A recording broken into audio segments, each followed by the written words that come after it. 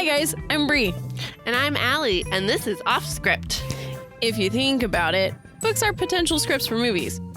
When this adaptation happens, typically it's disappointing because they went off script. In this series, we will be talking about how off script they went.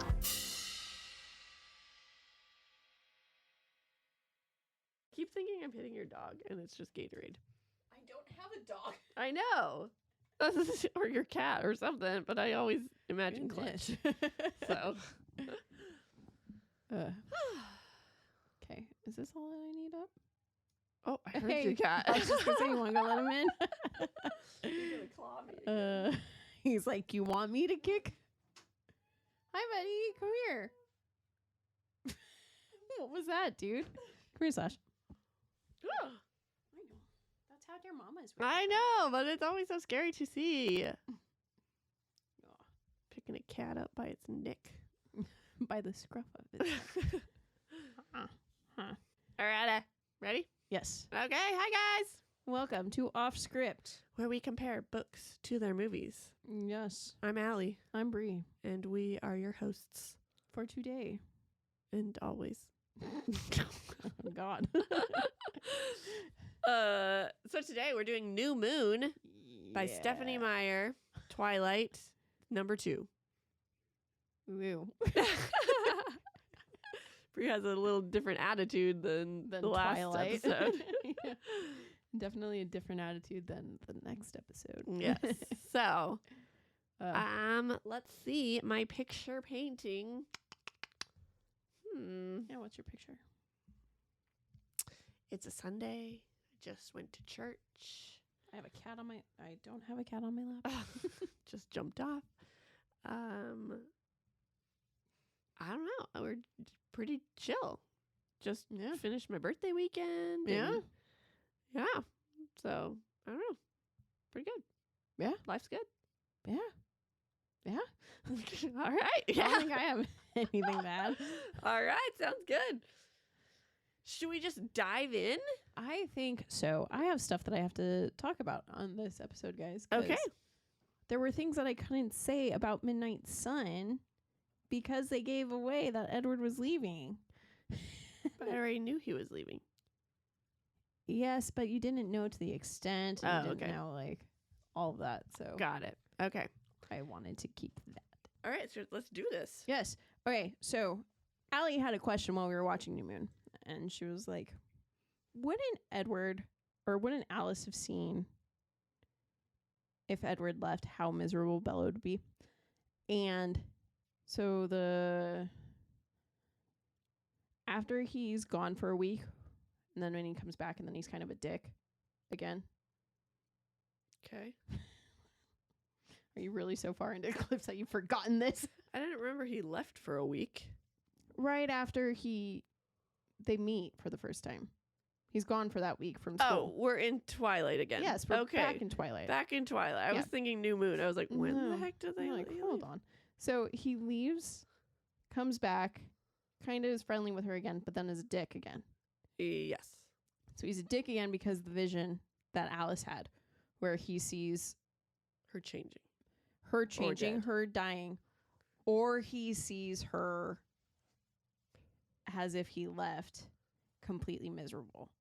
And it kills him because he sees her super shallowed face, super gray, not eating, not taking care of herself, a shell of who she is. And he's like, that's not fantastic, but that's like, if she can get past it, that's a better life for her than her being a vampire or her being dead. Okay. So he's like, so if need be, that's the path I can take. Okay. Which is sad. Right. Okay. And then the last 3 chapters of Midnight Sun. Mm-hmm.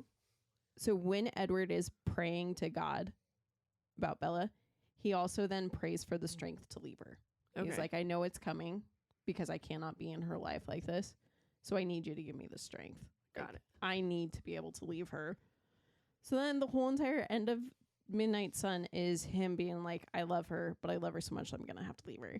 And it's just so heartbreaking, especially because it ends with because she's like, I'll have forever. And he's like, too bad. It's not as long as she thinks or something like that. But he's always very careful about saying, what he says. Yeah, he doesn't say anything that intones that it is forever, because for him, he's like, next hint of something going wrong, I'm gone. Got it. Yeah. So. Aw, sad. And then the other thing, Alli, while we were having a discussion about Team Edward and Team Jacob, she was like, I really think if Rob played Jacob, you would probably be Team Jacob. I did not. I asked if Rob played Jacob, would you be Team Jacob? So then she told me to imagine him as Jacob and imagine Taylor as Edward. No, they are not the other one at all. But then it made me realize Rob is not my Edward. Okay. But I do not think that anyone could be my Edward. Like, okay. I have such a perfect vision of Edward that I don't think... like acting wise. Like, yeah. Like, if we had... So he possibly could have been recast, but you don't have a recasty. Exactly. Because Rob does well enough that I'm like, okay, you're fine. Plus, I think he's hot enough. But I don't think he's my Edward. Wow. Yeah. That's actually shocking. Yeah, I know. When I was reading, I was like, whoa, this is weird. And then I sat there and I was like, but it's true. Like, wow. Edward is Edward. Huh. And Rob is Rob. Okay. I mean, I can get behind that. There's some Harry Potter characters I felt the same with. So, okay. Yeah. Huh. Okay. Yeah. Good enough. But I wouldn't recast him. Yeah. And I would be pissed at anyone who tries to recast him. Right. So, that's how I felt with Harry Potter characters too. Yeah. So, okay. Yeah. So there we go. Good to know. So now let's jump into New Moon. Okay, let's do it. So, gross. My least favorite of the... I almost said trilogy. That's how much I dislike it. I just can't. You cut it out. So our synopsis is Edward leaves Bella after an attack that nearly claimed her life. And in her depression, she falls into yet another difficult relationship, this time with her best friend, Jacob Black. So we got our author, Stephanie Meyer, director, Chris Weitz. Well, to be fair, in English language, I did read that one right. When two vowels go walking, the first one does the talking and says its name. Oh, I didn't know that. What? Yeah. I know I before E except after C, so this is weird. Yeah, see? His whole name fails the English language. Yeah. Got it. Well, actually, that rule is so not right for a lot of it. I know, it really I is. always think that, and then I sit there and I'm like, but that's how you spell this. I know, yep. And screenplay writer, Melissa Rosenberg. Who is the writer for all of them. Oh, very cool. Yeah. Okay. You're welcome. So the book came out August 21st, 2006. I was just bummed that I wasn't into it around this time because I was like, damn, perfect birthday gift for me. But then I was like, but also no. Worst birthday gift Yes. for me. Just crying. Crying your whole birthday. Where'd he go? The movie came out November 20th, 2009. Yep. That's a 3-year difference, just like the last one. Okay, so which first? Book. You read the book first? Yeah, for some reason I almost said movie. I don't know. Alli is so confused. I'm so confused. Okay, with Twilight, I distinctly remember seeing it. Right, we've talked about this because I saw it with you. Yes. So when this came out, Bree didn't drag me along to this one. So I don't remember seeing it.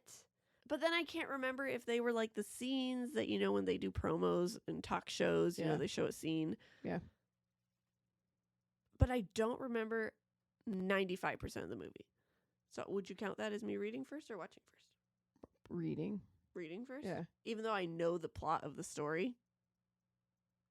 So it's not like a surprise. Oh, that's tough. No. I would count watching first. Yeah. Yeah? Yeah. I would count that. Even though somehow... I'm not sure I'm going to count the next one as watching first.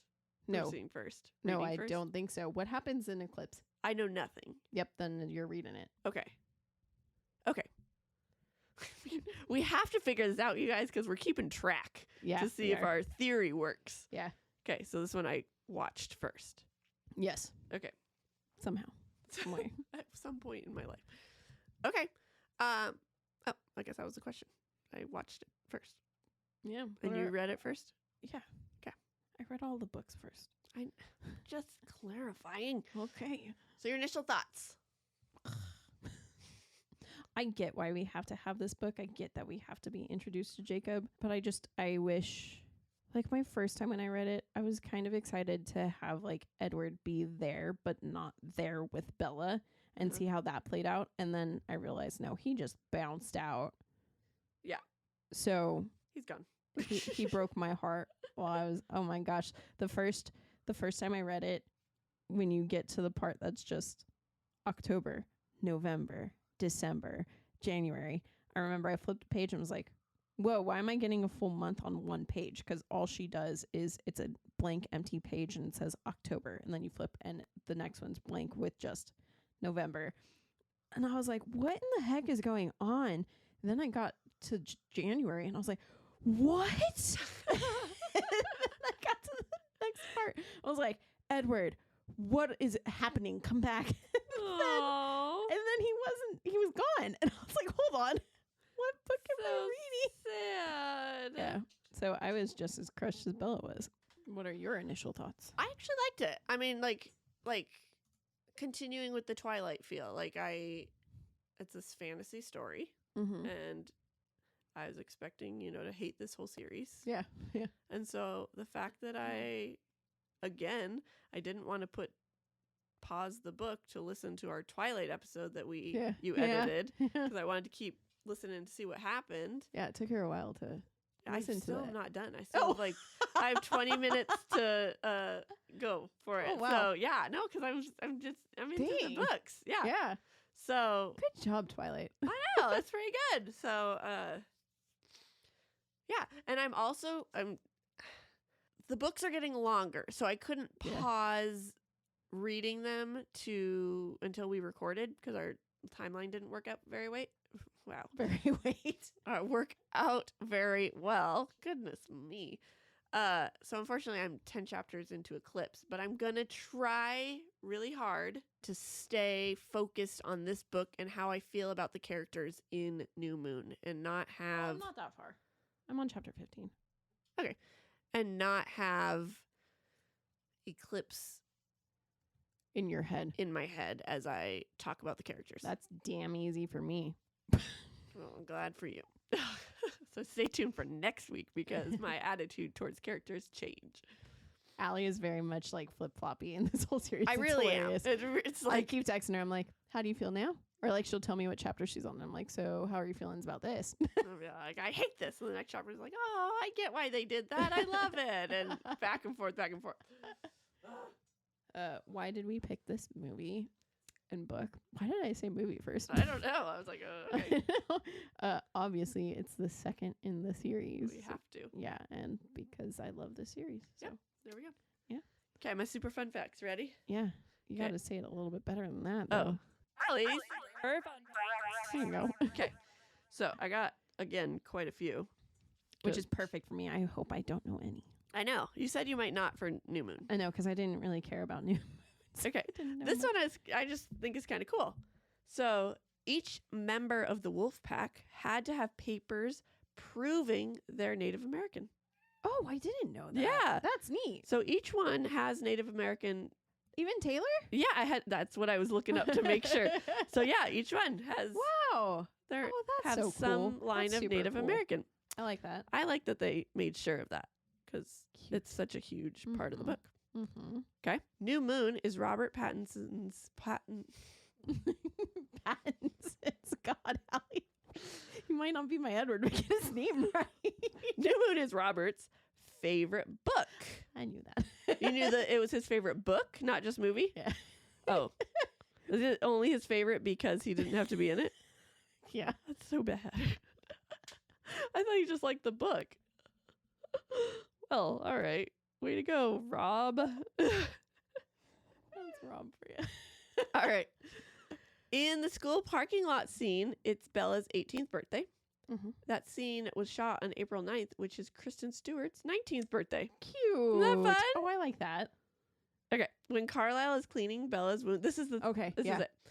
After the party, when he burns the blood-soaked gauze, the gauze forms a flower that's presented on New Moon's book cover. Oh. Is that? Maybe it's not the wolf. Oh, I think where I got the wolf thing was from the director's commentary, because I tried to listen to that commentary after I loved the Twilight one so much. Hated it. Don't recommend it. It was very boring. He was very technical. Like, maybe now if I went and watched it, I would like it, but I wanted like the jokes and stuff like Rob and Kristen did.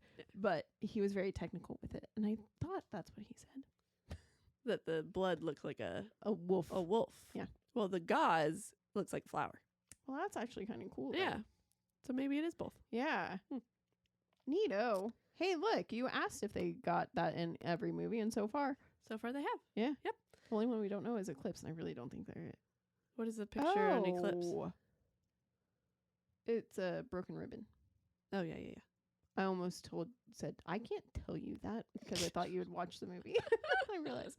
But I think I know. I think I know where they would be trying to do it. Okay. So this is my 5th one, I believe. 1, 2, 3, 4, 5. But I got 10 of them. So and we're doing them all. Deal.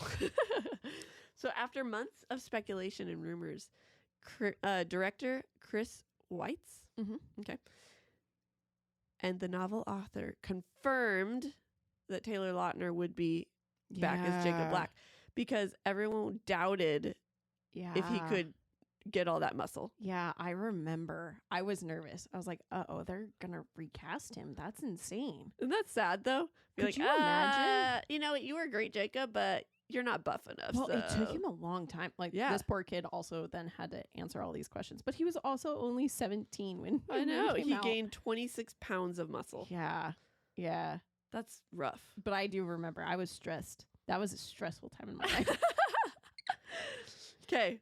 In 2019, Rob said in an interview that he recently watched the films on television, and he reminisced about the series and the good memories he has of it. He also said that he thought the soundtrack was ahead of its time. Oh, that's so sweet.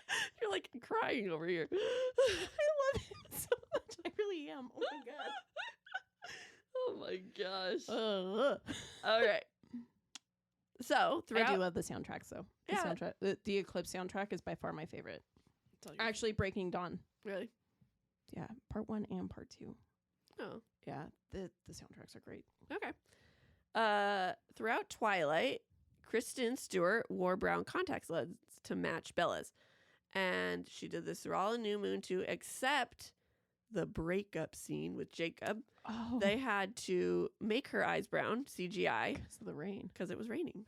I didn't know that, but I knew, because I know it must have been an interview or something. Both her and Taylor said how much they hated that scene because they it was raining, but it wasn't raining enough for it to be noticeable on set. So then they had to bring in sprinklers to make it rain even harder. Oh. So that's why if you look, Taylor's shaking. Oh. It's okay for her to be freezing, but he has to look like he's not. Yeah. And there's times where he's shaking. Oh, man. Because he's so cold. Yeah. Okay. There's a ring that Bella wears on her index finger, and it has a moonstone. Do you have it? She's legit getting up to grab something, you guys. No freaking way. Oh, my word. Wow. I really wanted to look like Bella in high school, guys. Oh, my gosh. My mom bought this for me. Is that the one in the movie, or it's just a moonstone? It's looks like it. I don't think it's a replica. I don't think she went that far out, but all these little hidden gems. So I didn't show you how much of a nerd I am. I didn't say this in the Twilight fun facts, but it took Nikki Reed's, who is Rosalie, 36 hours to turn her brown hair blonde. Oh, poor girl. So from after Twilight, they're like, you're wearing a wig from now on. Yeah, for sure. So that's why. Yeah, so that's why her hair might look a little different. Whoa. Yeah. Oh, poor thing. I know. Last one. Okay. The color tone is very different than Twilight, and this is because of the relationship. Yep. You knew this one? Yeah. I'll tell all you this one.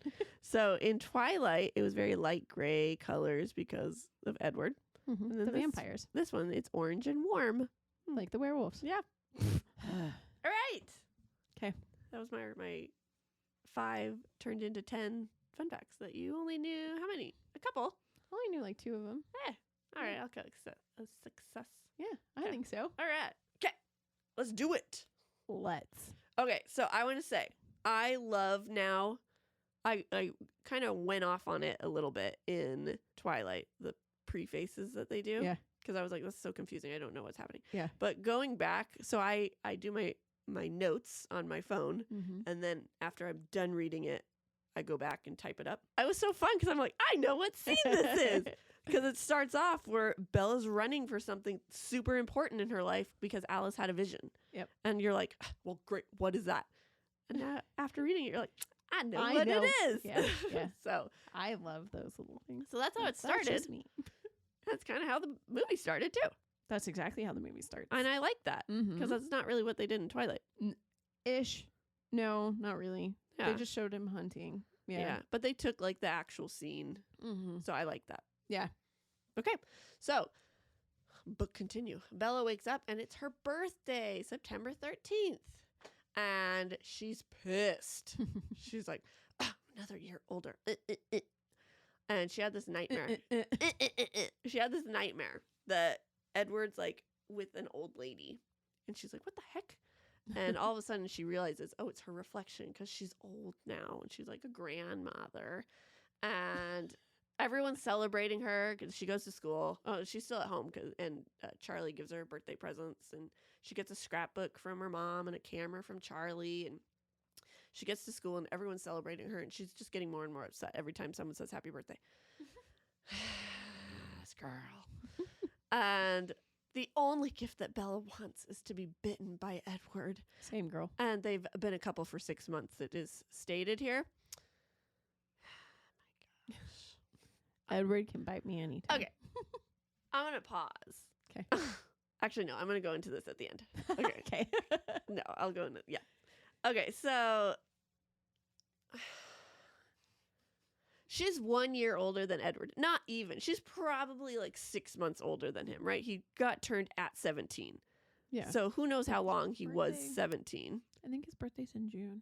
Okay. That doesn't help. At what point did he get bit? Oh, that I don't know. Okay. I don't think that gets told. Okay, so he's 17 and some months, right? So she's like, what, a couple months to a year older than him. And she just thinks it's the flippin' end of the world. And I'm just like, you are so annoying. So anyway, so I'm with her. Oh, look, I knew his birthday. Oh my gosh.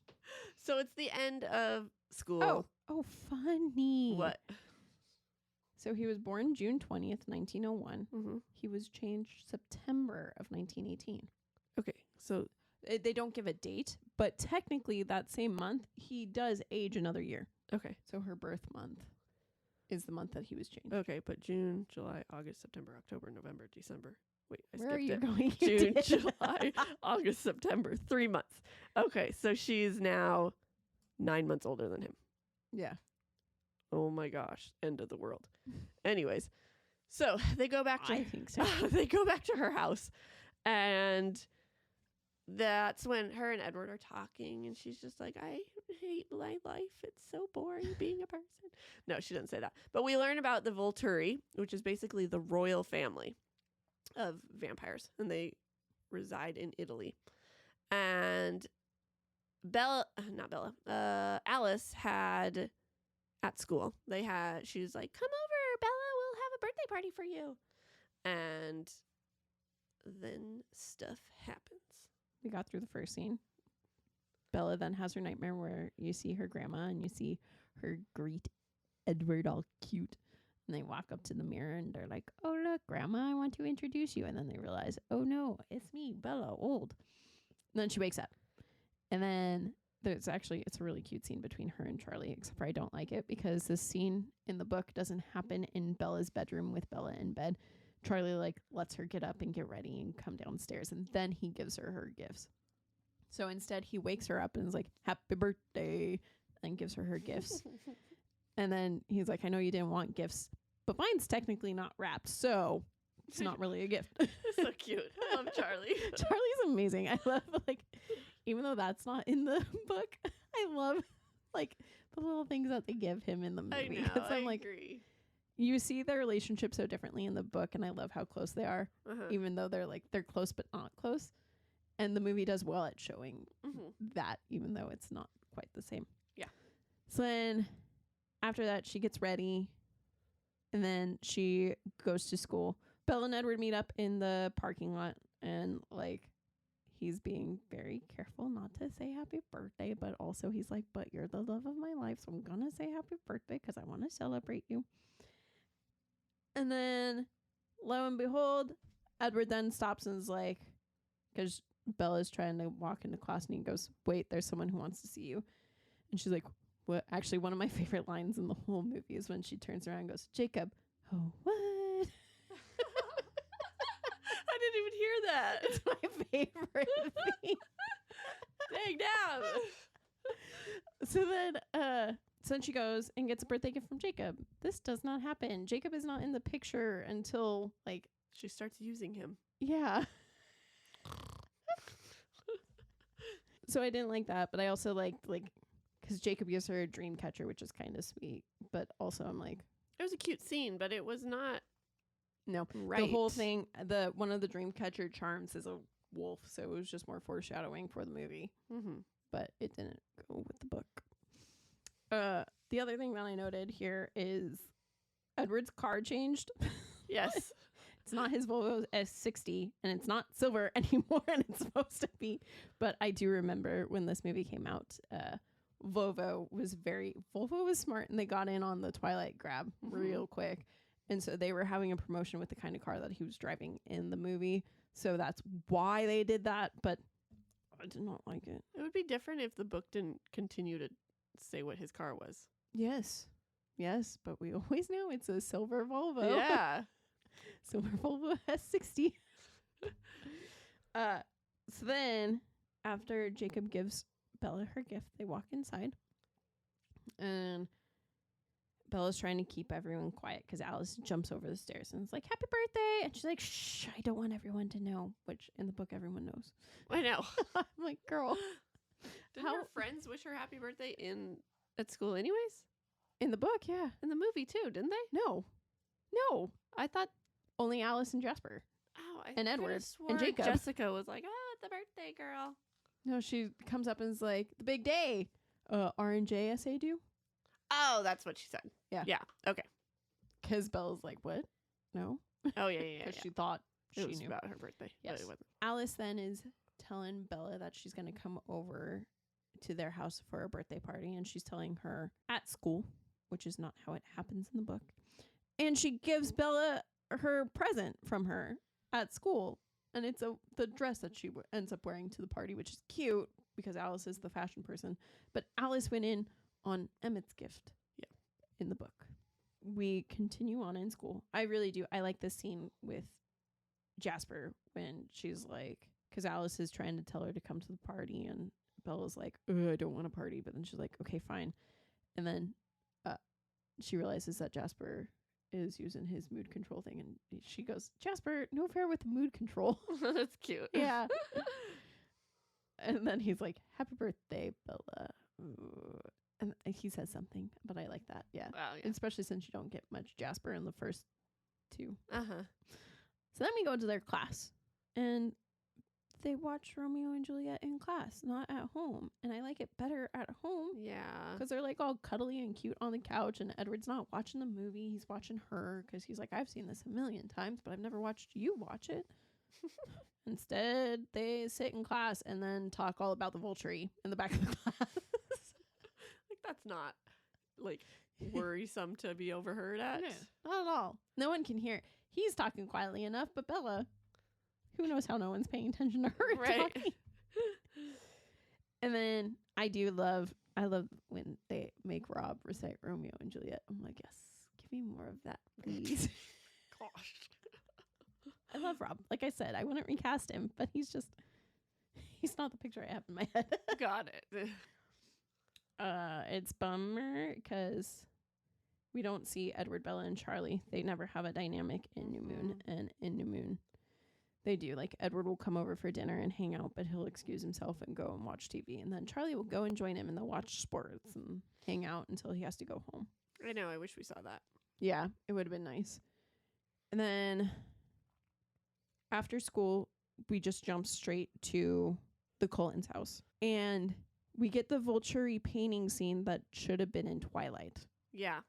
And I don't like that. I wish they did that in Twilight. I get why they didn't, because they didn't do it in Twilight. And they didn't do it in Twilight in case nothing happened further for this series. But dumb. So now we're at the Cullens. Yeah. All right, we're at the Cullens, and it's Bella's birthday party with all these vampires. And they're so excited for her to open gifts. And Bella's a klutz, and she, of course, as she's opening a gift, cuts her finger. Well, first she... Paper cut. Cuts her finger.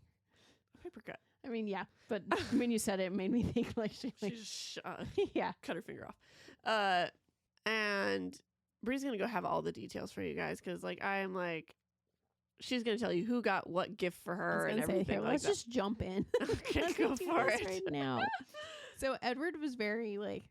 Because Bella told him, you cannot spend any money on me. So Edward was like, okay, but just know my family, like, birthdays are a big deal to them. So you got to deal with the fact that they're going to get you gifts. So Emmett, Rosalie, Jasper, and Alice chipped in and got her a new radio for her truck, which I also love, because as they're driving to the Cullens, Bella, like, made Edward promise that they would take her truck. And he didn't gripe about it. She was like, it's my birthday, I'm going to drive. Mm-hmm. But then he also was like, okay, if you want to use that card, you can't tell me that I can't celebrate your birthday then. Yeah. She's like, damn it. Then in the car, he's like, dang, your radio sucks. It doesn't get any good stations. She's like, I don't care. So then when they get there, it's like, hi, happy birthday. I'm going to be outside really quick. And he goes and puts it in their car. Yeah. And then that's honestly all you know until later. Because the next gift she opens is when she gets her paper cut. Yep. So she gets paper cut, and then it's all bad. Hell breaks loose. Yeah. So Jasper's like about to attack her, right? Edward shoves her back to get away from Jasper. She slides across the table. She breaks a vase and cuts her arm open, and then all the vampires are like, big wide eyes, and like they all have to leave because they smell blood, right? Yummy blood. And all the vampires had to leave. If you remember in our last episode, guys, we thought that Esme had not killed anyone. Yes, which clearly she must have, because she couldn't hold her own. Yeah. So she leaves. And so Carl's like, stand back, I got this. Yeah, so Carlisle starts patching her up, right? Because even Edward had to leave for some reason. Why did he leave? No, Carlisle sent him away. He tried to sit there and hold her hand, and he like held himself rigid, and Bella was like, dude, just go. That's right. This is hard on you. And he's like, no, I'm here. Because he didn't want to have to be, because a boyfriend should be able to be there. Yeah. But Carlisle's also like, okay, but don't put yourself through this pain. Yeah, exactly. So then he's like, you should go check up on Jasper, because Jasper's going to be hating himself already. You're going to be the only one who can talk to him. Got it. So then during this time, we learn more about Edward's backstory and about how his mom was dying. And while she was dying, she's like, I need you to save my son at any cost. And like, she kind of was like hinting, like, turn him into a vampire. I know what you can do. That's why Carlisle bit Edward. Mm-hmm. And so that's the gist of what we learned there. Bree's going to, again, go into more details. But Edward... No, I think that's fine. That's good? We're good? Okay. Yeah. So Edward was dying. His mom wanted him saved. We're good. Okay. So Edward took Bella home, and he's like super upset at himself and how the whole night went. And I hated reading this for the first time. I was like, oh, poor Edward. I did feel bad for him. I did. I mean, you take your girlfriend to your house for a birthday party and freaking your whole family tries to kill her. Yeah. I would, So I did feel bad for him. Especially since this is what he's been prepared for. He's like, this is all that could happen. Right. And he's like, see, this is why I shouldn't love her. So she finishes opening all her gifts there. And she opens the plane tickets, right? Mm-hmm. So she gets the plane tickets from Esme and Carlisle to go see her mom. And it's really cute because she's like super grateful. And Edward's like, well, if I knew you could react this way. Yeah, I would have gotten you something. And so... Or I would have made you open it in front of them too. Yeah. And so he gets a birthday kiss from Edward, and Edward's all she can pissed. tell. Well, she can tell that something's up. So she's like, I know how to fix this. Good job. Good try. Yeah. So in the movie, after they're done talking about the vulture in Carlisle's study, Alice comes up and is like, it's time. Which also confuses me because I'm like, they're already at the house. Why is it now just time? Right. Hasn't it been? Okay. So they come downstairs, and then Emmett says one of my favorite lines. It's when he goes, date an older woman. Hot. My note is that should have been in the book. That was funny.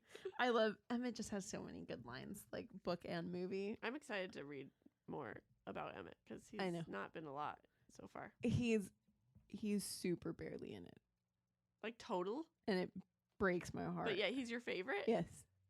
Oh, yes. Interesting. I think Eclipse has one of my favorite Emmett scenes. Okay. So does actually Breaking Dawn. Emmett's fucking hilarious. Okay. But I just Okay. Yeah. Okay. Yeah, Emmett's my favorite. Okay. Hands down. So then you didn't talk about that at all. Told you you'd be jumping in and getting stuff done. Movie does follow basically what Alli just said the book does, where she's opening gifts. Except for she doesn't open an empty box, because in the book, when she opens the gift from the 4 and it's the radio, she opens and it's like, yay, an empty box. And they're like, don't worry. Or like, people tell her that Emmett's outside, and then you hear him laugh outside, and like, yeah. I say you hear him laugh. Like, in the book, he laughs from the outside. So then in the movie, she gets a box and then she shakes it, and then Emmett just goes, already installed it in your truck for I you. know. She didn't even open it. Yeah, I was like, way to ruin it, Emmett. And then she goes to open up her next thing, which is supposed to be the tickets, but it comes in a box that's not big enough for tickets. So I'm always like, what is that supposed to be? And then she rips it and she bleeds. And I'm always like, how does she bleed so much for a paper It cut? was a huge blood drop. It like dropped on the floor. I get that it had to be for the movie, because like, imagine if you just saw the paper cut, Yeah. and then it's like, oh, everyone's attacking you. But it's still funny. So then they go about that, and then you get to the scene with Carlisle stitching Bella up. And in this scene, you also then find out, Alli didn't super talk about this much. Sorry. I know, I also told you that. You did great. This is when you find out that Edward's big problem with changing Bella is he doesn't want her to lose her soul. He thinks that vampires are soulless beings and that there's no afterlife for them. And so he doesn't want her to lose her soul in that. And so that's his biggest beef with changing her. And it pisses Bella off. To me, I'm like, that would have been sweet. I would have been like, dude, I appreciate that. Yeah. But can I be the person to choose? Like, obviously, I'm willing to do this. Mm-hmm. Rather than just get Because pissed she's not off at him. religious. She doesn't believe it. Anyways. Yeah. Yeah. So. Sand. In the movie, when they get, after Carlisle's patched her up and she's going home with Edward, she flat out is like, if this is about my soul, I don't care. Like, talks to him about the soul. That didn't happen in the book. In the book, it was just kind of information she stored in the back of her mind and was like, okay, cool. And then later it comes up. Mm-hmm. Edward didn't take her inside after her birthday. He leaves her in the movie. In the book, he at least like went in and said goodnight to her, and I'm pretty sure he stayed there that first night, and then he didn't after that. Yeah. In the movie, it's just he's basically like dipping out. This is it. See ya. The cut happens much quicker in the movie, which kills me. Okay. After school, was it like the next day or was it a couple days later? In the book, it's like a week later. That's what I thought.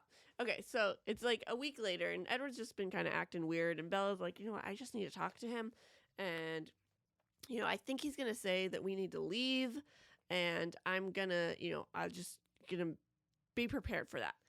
And so after school, Edward's like, I need to talk to you, Bella. And so they go and they walk in the woods, and he's like, okay, so we're leaving. And she's like, okay. This was quick. But yeah, let me get, figure out how to tell Charlie and get my stuff. He's like, no, my family and I are leaving. You're staying here.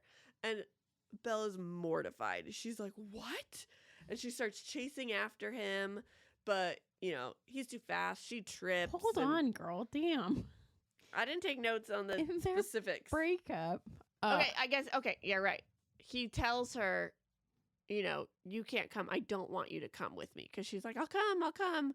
And I guess that's kind of a key. That's key. And there's something else. Oh, what? He makes her promise that she's not going to be reckless before he leaves her. And then he gives her a kiss on her forehead. Which was my little he still loves you, but he's leaving.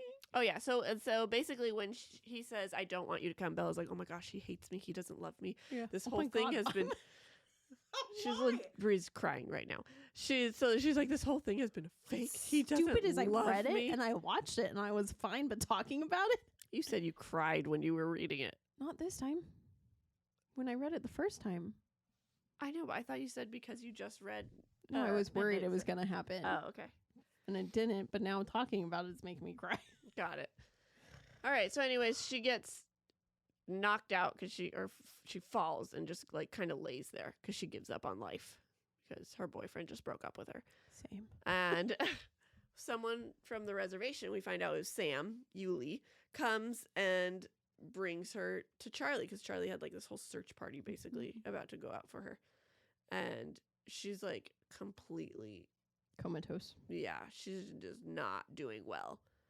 And so then we fast forward 5 months. Like I said. Yep. So in the movie, it breaks my heart. Oh, wait, I don't think, when did she find out that Edward took her stuff in the book? Was it right when she got back? Yeah. Okay, so Edward took her stuff, which that killed me the first time I read it. I remember I was like, this jerk, because he told her it was going to be like he didn't exist. And so she took pictures. That's where the camera came involved. And so she took pictures of her and Edward, or Alice took pictures of them, or someone. So she... Well, no, she took a picture of just Edward in the book. In the movie, Alice took a picture of them. Okay. And so then he takes it. Yeah. He wanted her to feel like he never existed. In the movie, you see him going through her room and taking all of her stuff, and it kills me. I hate this movie so much. So it also happens literally, it's not a week. It's the next day. The next day, Bella and her friends are at the lunch table, and you see that it's raining outside and none of the Cullens are there. And she's like, what's going on? And then she gets to her house and Edward's like, come take a walk with me. And then they go into the forest and have their breakup. In the movie, Bella catches on really quick. He says it and she's like, okay, I got to figure out. I just have to tell Charlie. And then she stops and then she's like, wait a minute. When you say we. Yeah. I was like, damn, Bella, you're smart.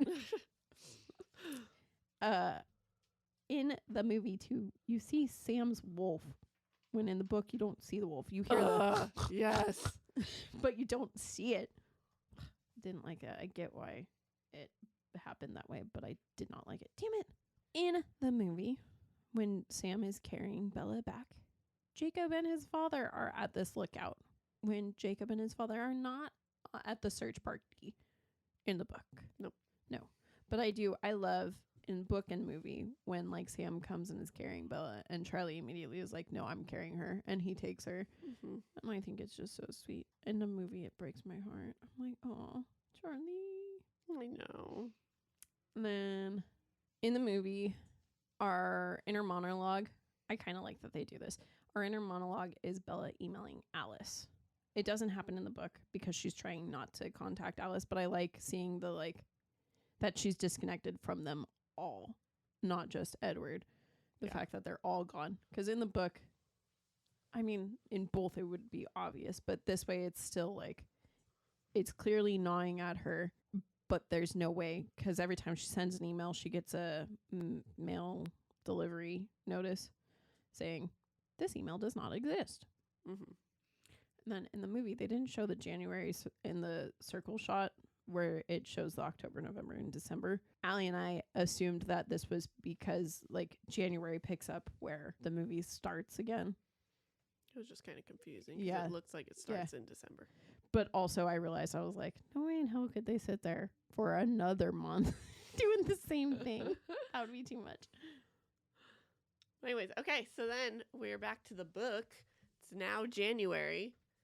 They broke up in September, and Charlie's like, Bella, you're going back to Florida, or you're going to Florida, because that's where her mom is. And Bella's like, what? No, I can't leave. He's like, you need to hang out with your friends. You're not hanging out with your friends. You know, you've just been so depressed. It's like not right. And Bella's like, okay, I'm gonna set up a girls' night with Jessica. And so she does, and they go to Port Angeles. We just got coffee and hot chocolate delivered to us. We're like real celebrities. Oh, yes. Our assistants are my parents. Yes. They're real fans. I mean, let's be honest. Guys, my dad, he makes us backgrounds for every book that we're doing. On the computer. Yeah, it's so cute. We love it. Yeah. Anyways, I don't remember where it's at. Okay. They go to Port Angeles. So her and Jessica are going to Port Angeles to go see a movie. And Bella picks like this zombie movie because she's like, no romance. But she has to keep leaving the movie. And is it because there was a romance like element to it? Or she just kept leaving? Because there were monsters in it and the zombies. Okay, so I think there were two different reasons why.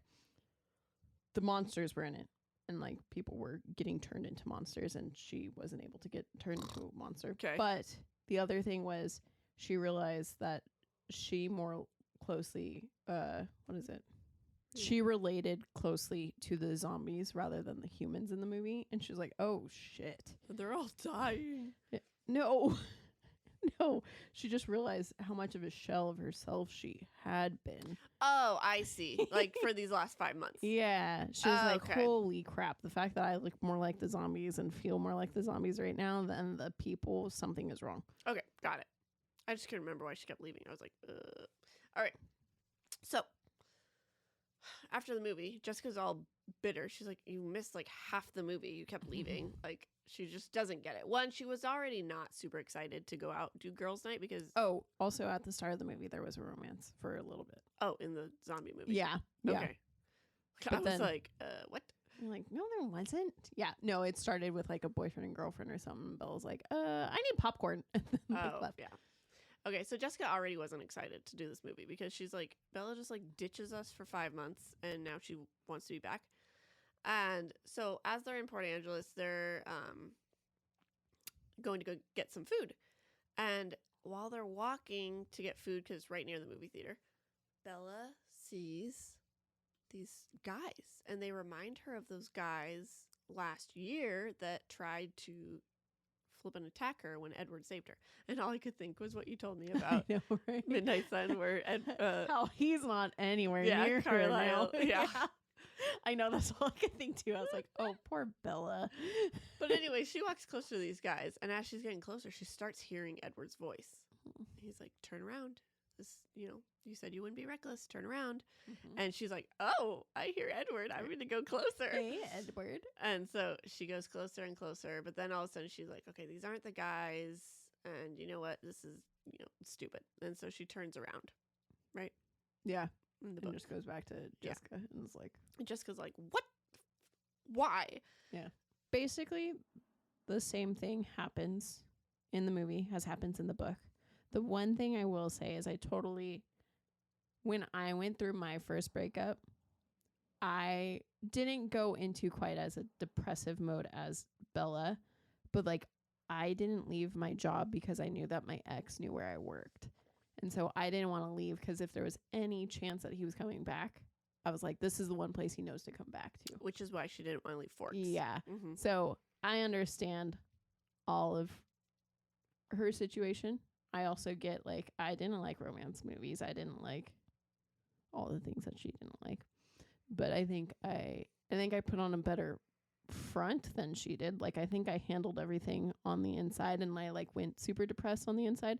But I put up a face for everyone. I was like, I'm fine. It's okay. Don't worry about me.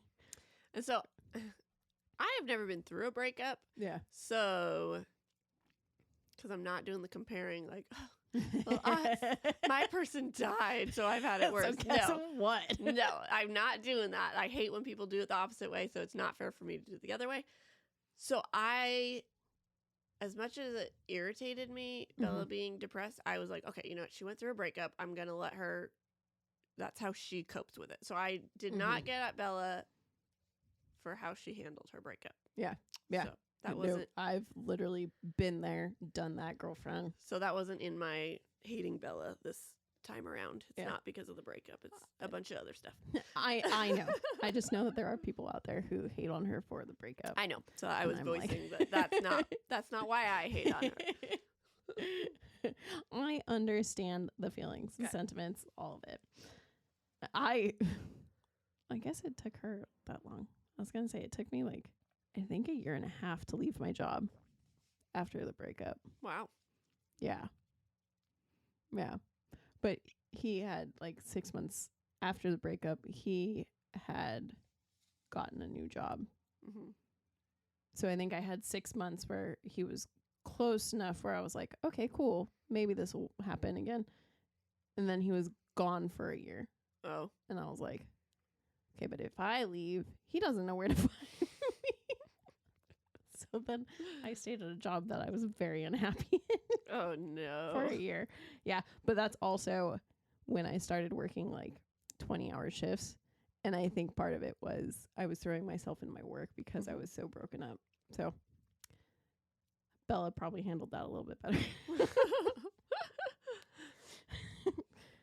So then in the movie, guys, I liked how everything happened from Charlie telling her to go, or that she was going to have to go live with her mom. And I also really liked her voiceover. Instead of the email to Alice for this, it was, hey, Jessica, it's me, Bella. Yeah, Bella Swan. And then it was them at the movie, and I really liked that. In the movie, the main difference that happens here is when she goes to see the guys. Well, first off, Alli doesn't like this. You see Edward in the movie as well as hear him. I thought it was odd. I love it. I get to see Rob. I mean, if she had seen him in the book, okay, that, fine. But she didn't see him. She didn't, but I'm glad she did. Okay. And then she gets on the back of the bike with the guy at the bar. My favorite part is, I think, when he stops at the end of the road, she gets off the bike and then walks back to Jessica. That's a long walk back. The other thing that is different is, in the book, Bella is very aware that, first off, hearing Edward's voice is not sane. So she knows that hearing him isn't sane, and she's not quite sure what's causing this response in her body. But she also knows that if she encourages the hallucinations and encourages his voice, that it will break the resolve that she does have at this point with her life and moving on. In the movie, she just talks right on back to him. She's like, well, you said it was going to be like you didn't exist. I know, it's so weird because the guy's like, what? Because he can't see. Yeah, obviously. Yeah. And there we are. Okay. So, Bella works at this retail outdoorsy store, which is Mike's parents own it, right? Yeah, it's at the Newtons. Okay. Which is Mike's last name. And so this customer comes in and they're sharing how they saw this huge bear type creature in the woods. And everybody's like, no, the bears aren't big down here. Like, they don't really come this far. And he's like, I saw it. And as she's driving home, she then sees 2 motorcycles by the edge of the road. And she's like, the most reckless thing Charlie thinks about are motorcycles. So I was like, that or what? Okay, so actually she correct me. Yeah, I am. She is focused on Edward's voice because this is the closest she's been to knowing that he existed, and she doesn't want it to be like he never existed. I think that's also his problem. I don't know how to explain this, but being able to have your ex there and know that they're a person and that they existed and that experience happened makes it easier and better to like be like, okay, we can go forward. Whereas this is just like, cool, this really cool thing happened to you, but did it? Mm-hmm. Especially with a vampire? Like, yeah. Did it? Okay. Probably not. So I think he was a dumb there. But she is very focused on reliving that experience that she just had with the bartender. The bar guys. And so she is wanting to come up with the solution to having another hallucination, but come up with a recipe for recklessness to have another hallucination again. And so she's like, how can I be reckless? And then the motorcycles. Yes. It's basically what I said, but more detailed by Brie. You were just saying, what's the one thing that Charlie thinks is most reckless? You didn't say anything about Edward. Well, you didn't let me finish. Sorry, that's the most important part of this for me, okay? The Edward is involved. Yeah. So, as Brie said, she's looking for something to be reckless so that she can keep hearing Edward's voice. And so she's like, oh, motorcycles. So she goes to the house and she's like, can I please have this motorcycle? And he's like, it doesn't even work. And she's like, it's okay. I got this friend who works on cars and stuff. And he's like, at first she's like, I'm going to take it to a mechanic. Yeah. And like, don't, it'll be too much. She's like, damn it. Sorry. Bree's just going to tell you the whole story. And so then he throws in the other one for free because he's like, these are worth nothing. And so after she figured out, oh yeah, Jacob works on cars, I'm going to go ask him to fix them. Did she call him or go to his house? She just shows up. Okay, that's what I thought. She went to his house and like kind of shows him, and he's like, wow, that's, some piece of crap you got there. And she's like, will you fix it for me, please? I mean, we can hang out, and if you teach me how to ride them, we can count, like, it'll be a date. And he's like, okay. She never says it'll be a date. At some point, she says it's a date. Yeah, at the end when she's like, great, it's a date. Like we would say to all of our friends. Right. Yeah, it's not like how you were saying it. She's not leading him on here. She's leading him on here. After she says it, she goes, oh shit, I shouldn't have said that. Well, yeah, that's the issue. It's every time she says something, she's like, crap, I shouldn't have said that. But should she correct herself? No. Well, okay, question. You're hanging out with Cassidy. You guys make plans for something 2 weeks in advance. I never say it's a date for this exact reason. Oh, okay. Well, I've done it. Oh, I have never. What if you and I? Of my guy what friends? If you and I did it? Well, that's different because we're not on the same. Like, we're not lesbians. We're not, but so I would know you would understand it. Okay. I think if you can do it with your girlfriends, you can do it with your guy friends. You should be able to, but certain guy friends are idiots. So then this, in my book, winds up and he's in the wrong. Okay. Let's keep going. He's the one that misreads it. I'm really excited for you to read more of Eclipse. Okay, it's your turn. Oh, yes. Me, I'm like, just keep talking so I can defend the shit out of Bella. Nope. Okay. In the movies, Bella never works, which kind of bums me out because I really like her working relationship with Mike and Mike's family. Mm-hmm. I think it's nice and sweet. Bella also doesn't pick up the bikes from a family. She goes to a junkyard and finds them, which seems risky. Like, why are you going to a junkyard? Yeah. Yeah, I didn't like that.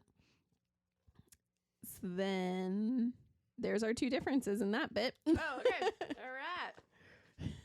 Bella now goes and visits Jacob daily. At first, she's like, oh, this is a perfect distraction because when I'm around Jacob, I'm happy. And she's enjoying herself. Billy invited them to stay for like the spaghetti party, which I absolutely love because I love spaghetti. And I'm like, yep, that's an awesome party to have instead of like a pizza party. Like have a spaghetti party.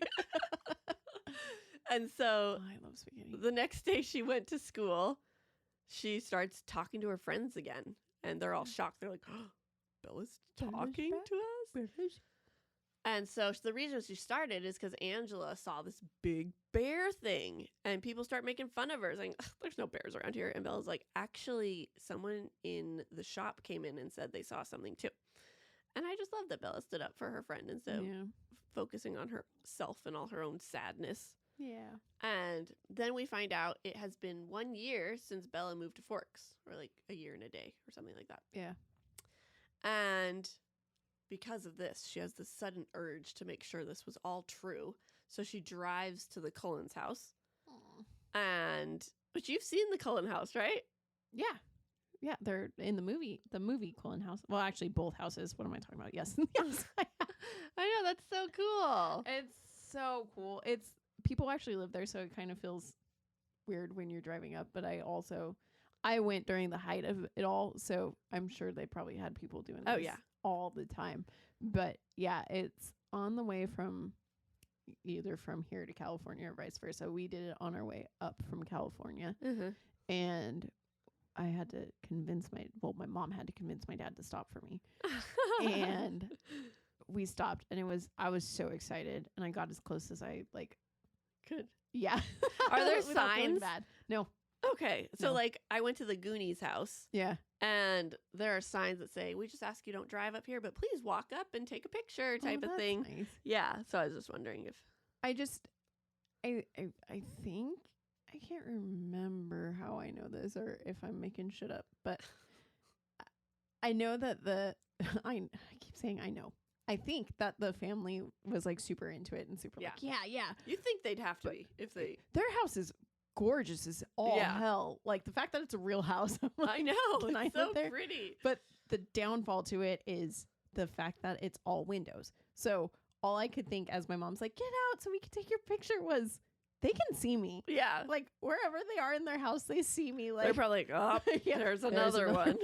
As I was wearing my Twilight shirt. I bet they have a game and they just count how many Twilight nerds come through. Yeah. Come and take a picture. Yeah. Yeah. It was nice. But then it's also kind of sad because I know that house isn't where they shot. I know that I think in Twilight they shot it there, but then after that they just recreated it. Oh, bummer. Yeah. But I guess for Twilight they were there. Yeah, there you go. So hey, one of them. I've walked on Rob's feet. There you go. Walked on his feet. Oh, okay. On his footsteps. Okay. I've walked where he walked. Don't say that, God. So anyway, she's driving there just to make sure it's true, and she sees it, which ends up bringing up all sorts of emotions again. She's like, "This was so stupid," she's having nightmares all night, and this rekindled the nightmare. She was not having as many when she was hanging out with Jacob, but now they're back, and so she's invited Jacob. "Hey, we better start doing homework too. You can come over and do some homework." I thought you were talking to me. Because you said, "Hey, we should." I was like, "What should we do?" And then you said homework, and I was like, "Little, not so way too late for that." But okay. And so they're doing homework and everything like that. And so time goes on, and then now Mike, that she's talking again, is like, "Hey, you want to go out again? Let's go see a movie." And she's like, "Oh, great." But she also doesn't want to say no because she's like, "I don't want to alienate my friends after I just alienated them." Right. So she gets a call from Jacob saying, "Hey, are you ready for that date?" Because he finished the motorcycles. And they're on their way out to where this road to ride their motorcycles. And she sees people jumping off the cliff, and she's freaking out, thinking these people are committing suicide. And Jacob's like, "Oh, they're just cliff divers." And he's getting really kind of upset because we find out this is the La Push gang, which is Sam is the leader. And it's once his friends join Sam, they want nothing to do with Jacob. It's almost like a cult. Well, not just Jacob, anyone. Well, yeah. It's like a cult, and they just he just hates it, and he's visibly upset about it. So Bella gives him a hug to help him feel better, and go for it. We can jump on into the movie. Yeah. So Bella and Jacob are hanging out. It kind of gets rushed, a bunch of different scenes from the book in one montage scene in the movie, which I like this montage scene. I like the different transitions they do. Like she throws him a slice of pizza and then it gets changed into a wrench while he's fixing the bike. Yeah, it was cute. But in this scene in the movie, Jacob, because when they're bringing the bikes into the garage, you didn't bring up their game. In the book, they start a game where they're trying to figure out how old each other are, because she keeps making it very obvious. She's like, but you're too young for me. And he was like, age is just a number. Age doesn't mean anything. You're this old and I'm this old. Like, my know-how makes me older than you. And she's like, no. Because she doesn't want to be with him and doesn't want to give him the idea. Well, she sucks at making that obvious. So in the movie, they start this game basically as soon as they're walking the bikes in. But then Jacob right off the bat goes, how old was that Cullen guy anyway? In the book, he's very smart. He does not mention Edward at all. He doesn't bring it up because he knows that's going to hurt her. Yeah, I didn't like movie Jacob. Yeah, I don't. Yeah, I feel like they make him act it very horribly too. The writer is a Edward fan. That's why. Good job, Melissa. Don't know if that's true, so don't quote me on that one. Yeah. In the book, Bella is always playing with her scar. But in the movie, she doesn't do that. The scar from the vampire last book. Yeah, the bite on her hand, which also is supposed to be on her hand, not her wrist. So I get, because that would be awkward having her rub her wrist rather than her hand. But that always happens, and Jacob notices but also doesn't like talk about it. And then in the movie, when we get to the cliff diving, well, first off, I love the scene when she goes back to her friends in the lunchroom and she's talking to them. It's got one of my favorite lines that I quote all the time, and it's because Mike asks Bella out and Bella's like, yeah, let's go see a movie. And then Mike rattles off some and he's like, how about Face Punch? Because, well, first he tries a romance movie and Bella's like, no. How about action? He's like, how about Face Punch? And she's like, perfect, yes. And then she invites the whole table, and Eric jumps in and goes, yes, I want to see that. It's the one that punch faces. I love that scene so much. I quote it too often. Oh gosh. So then in the movie, we get to Bella and Jacob driving to go ride their bikes, and Bella like pulls over and stops because she's like, look, there's Sam, he's doing something crazy. Rather than she recognized him right away. So yeah, she notices Sam right away and she's like, what are they doing? And then Jacob goes into all that. Yeah, because in the book she was shocked that Jacob even recognized who it was. She's like, they're so far away, how does he even see them? Yeah. Oh, apparently the Mike thing happens after this scene, because my next note is saying that Angela is the one who saw the bears. Because Bella doesn't work at Newton's, there's no way to have the people coming into the store and seeing the bears. So they just make Angela and Eric have a picnic date in the forest. Why are they doing that? Well, they did see him. That's why Bella started talking. Oh, duh. Yeah. But that was the only time. Whereas now in the book, we've had it twice. My biggest beef here is the fact that Eric is the one dating Angela, not Ben. I do like Ben. I'm sad. I know. I love Ben. And I just love the fact that Edward is basically why they're together. And it's such a good fit, even through, they're together still through Eclipse. I know. It's cute. Anyways. Okay. Ready? So we're doing the bikes. And I didn't really go into this too much with fixing the bikes. But Bella full on. And the thing that gets me is that she knows she's sort of using Jacob. Yeah. She like thinks it like, oh man, this is, not really okay. But then she goes on and is like, oh, he's fixing the bikes for me, la la la la la, and we're spending time together. He's having fun too. Yes. And it gets worse. But anyways, okay, so they're almost said Bella doesn't like Alli. But really it's Alli doesn't like Bella. I do not.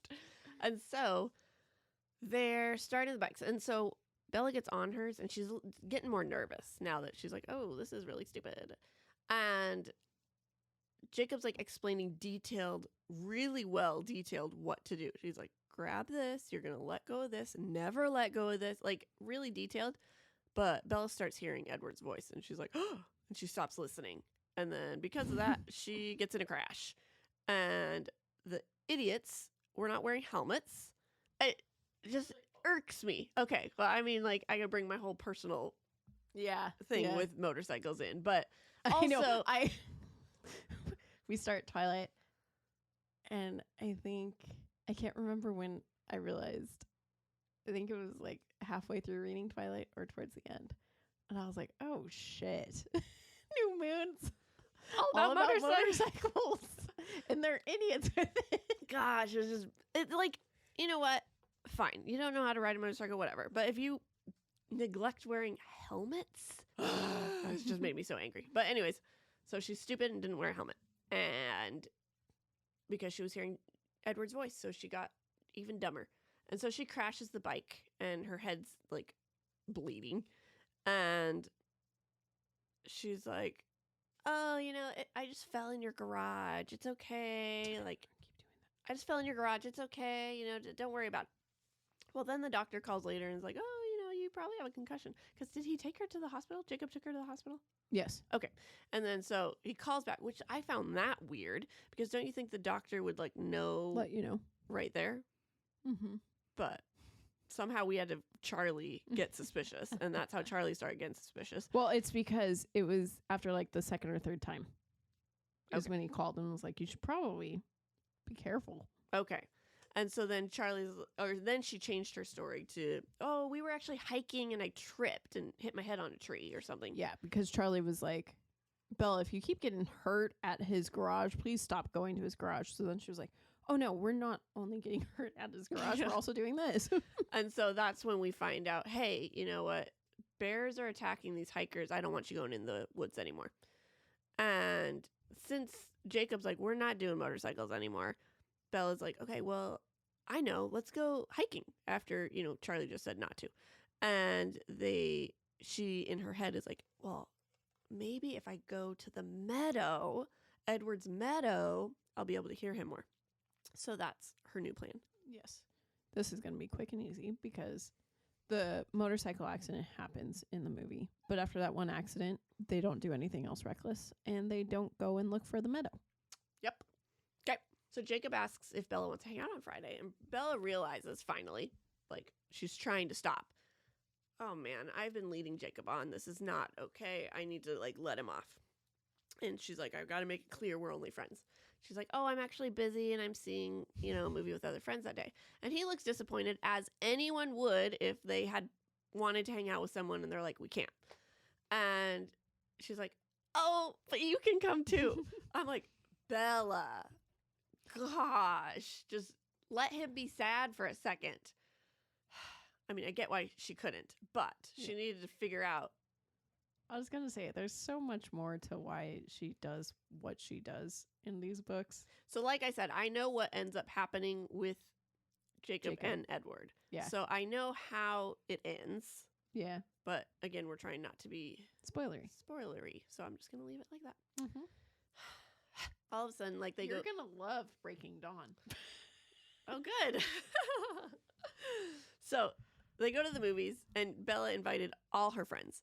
And they all ended up ditching because they have the stomach flu, except for Mike and Jacob. So there's a super awkward. Except for Mike tries. Mike's like, "Well, everyone else couldn't, so maybe not." And Jacob's like, "No, I can still go." So then Mike's like, "Well, I can go too." Yeah, Jacob's like, "Fine, you don't have to go if you don't want to. Like, I'm gonna go hang out with my friend." Yeah. And so, and Jacob got to drive his brand new car he just finished, and they went to see the super gory movie, and Mike ended up having to leave to go throw up in the bathroom. And at first Jacob's like, "Wow, like, what a loser." Yeah. But it ended up Mike also had the stomach flu. And so this is when Mike's throwing up, Bella and Jacob are talking, and he shares, I don't remember the exact conversation, so help me with this. But he's trying to get straight answers if she likes him like that, because he does. Mm-hmm. But she's not giving him straight, direct answers. She's telling him that she's broken. She's like, "This can't be a thing because I'm never going to be whole, just so you know." And he's over here like, "Okay." He's like, "Give it time. I'm your guy. I'm your man. Did he say it like that? Yes. Okay. I told her to give it time. Well, as anyone would. People tell me that after Cameron dying. So, true. I mean, you would tell someone that after a breakup too. I'm just give it time. And which is a fair thing to say. But so then they take Mike home. I love that Jacob's like, hang on, and he gets a popcorn bucket in case he throws up in his new car. He's like, don't throw up in this. And he drops Mike off and everything, and then he goes to drop Bella off. And Bella's like, I wish we were brother and sister, because that's how I feel, and that would make everything so much easier. And because she loves him, but she can never get him what he wants. And she loves him, but is not in love with him. Yeah. And oh man, if only she had told him this, like with those words, life would be so much easier. Does she say it to him? Okay. Well, still, as of right now, you can think. Yes. And then all of a sudden, I'm trying to think where, at this point, Jacob shares that he never wants to hurt her. Like, I promise to never hurt you. Like, you know, just so you know that. Like, you know what? Fine. You don't want to be with me, but I promise I'll never hurt you. Because he thinks that that's what's holding her back. Yeah. And so, but all of a sudden, like, snap of a finger, Jacob starts feeling really sick. Like, and Bella feels him, and he is, like, burning hot. And she's like, oh my gosh, you know, call me right when you get home. And so he goes home, and then Bella goes inside, and like she calls because Jacob hasn't called yet. And we find out, yes, he is pretty sick. And then Bella gets the stomach flu the next day. And she's like, calls to check on Jacob to say, hey, it was a 24-hour thing, you know, you'll be better. But Billy won't. Or was that when Jacob says? No, Billy's like, he's got mono. Yeah. He's got this. Or it was wasn't a stomach bug. At some point, Jacob answers and says, this is not what you have. I have something different type of thing. Oh, and I think that was the first one. Yep. And then Bella tries to get more information, but we'll get there. Yeah. So in the movie, they all go to the movie together. Jake doesn't drive them, which made me bummed. The whole rabbit thing doesn't happen. But there is a hilarious scene between Mike and Jacob where I can't remember what starts it, but basically Mike's like, are you even old enough to see this movie? And he's like, yeah, Bella's buying my ticket. As someone who worked in a movie theater, that does not work, just so you know. Really? Mm-hmm. Oh. You have to, it has to be. What if like you bought it without the person right next to you? That might work. I mean, get shady like that. Yeah, that might work. Yeah. But like if you're going with your 17 and you're going with a 16-year-old friend, it doesn't work.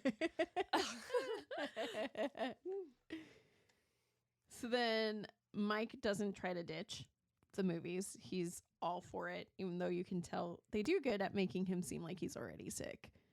Mm-hmm. I was like, oh, you're not feeling good, but you're going to stick this out. Good for you. So then the whole thing happens. Oh, you missed out. You left out my favorite part. Oh, sorry. Goodness. So in the book and movie, they do this very well in the movie. During the movie, both guys leave their hands open on the armrests just in case Bella wants to hold one of their hands. And Bella's just sitting there looking at both of them like, oh my God, why are they doing this to me? Oh, I thought it was funny. So then Mike gets up to go and throw up. Bella and Jacob leave with them, have their little talk. Actually, I think it's here in the book when he tells her that he's not going to hurt her. Not in the car. I think it's at the movie theater. In the movie, it's just very much like, I'm in love with you.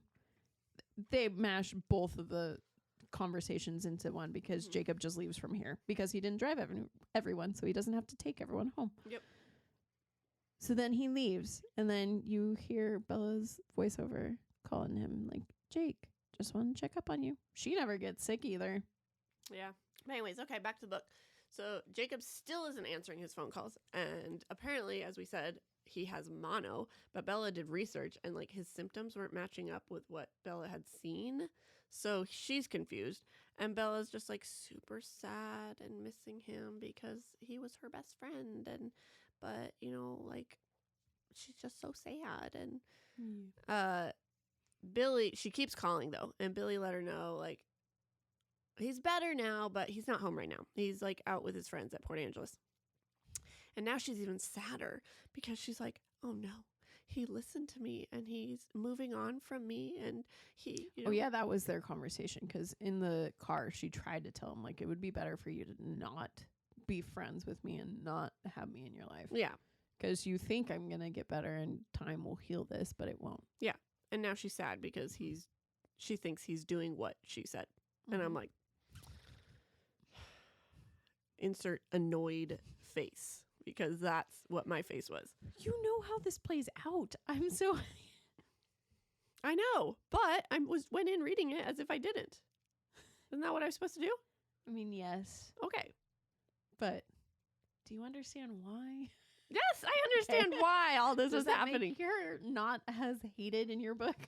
No, because she didn't understand why, but she still should have.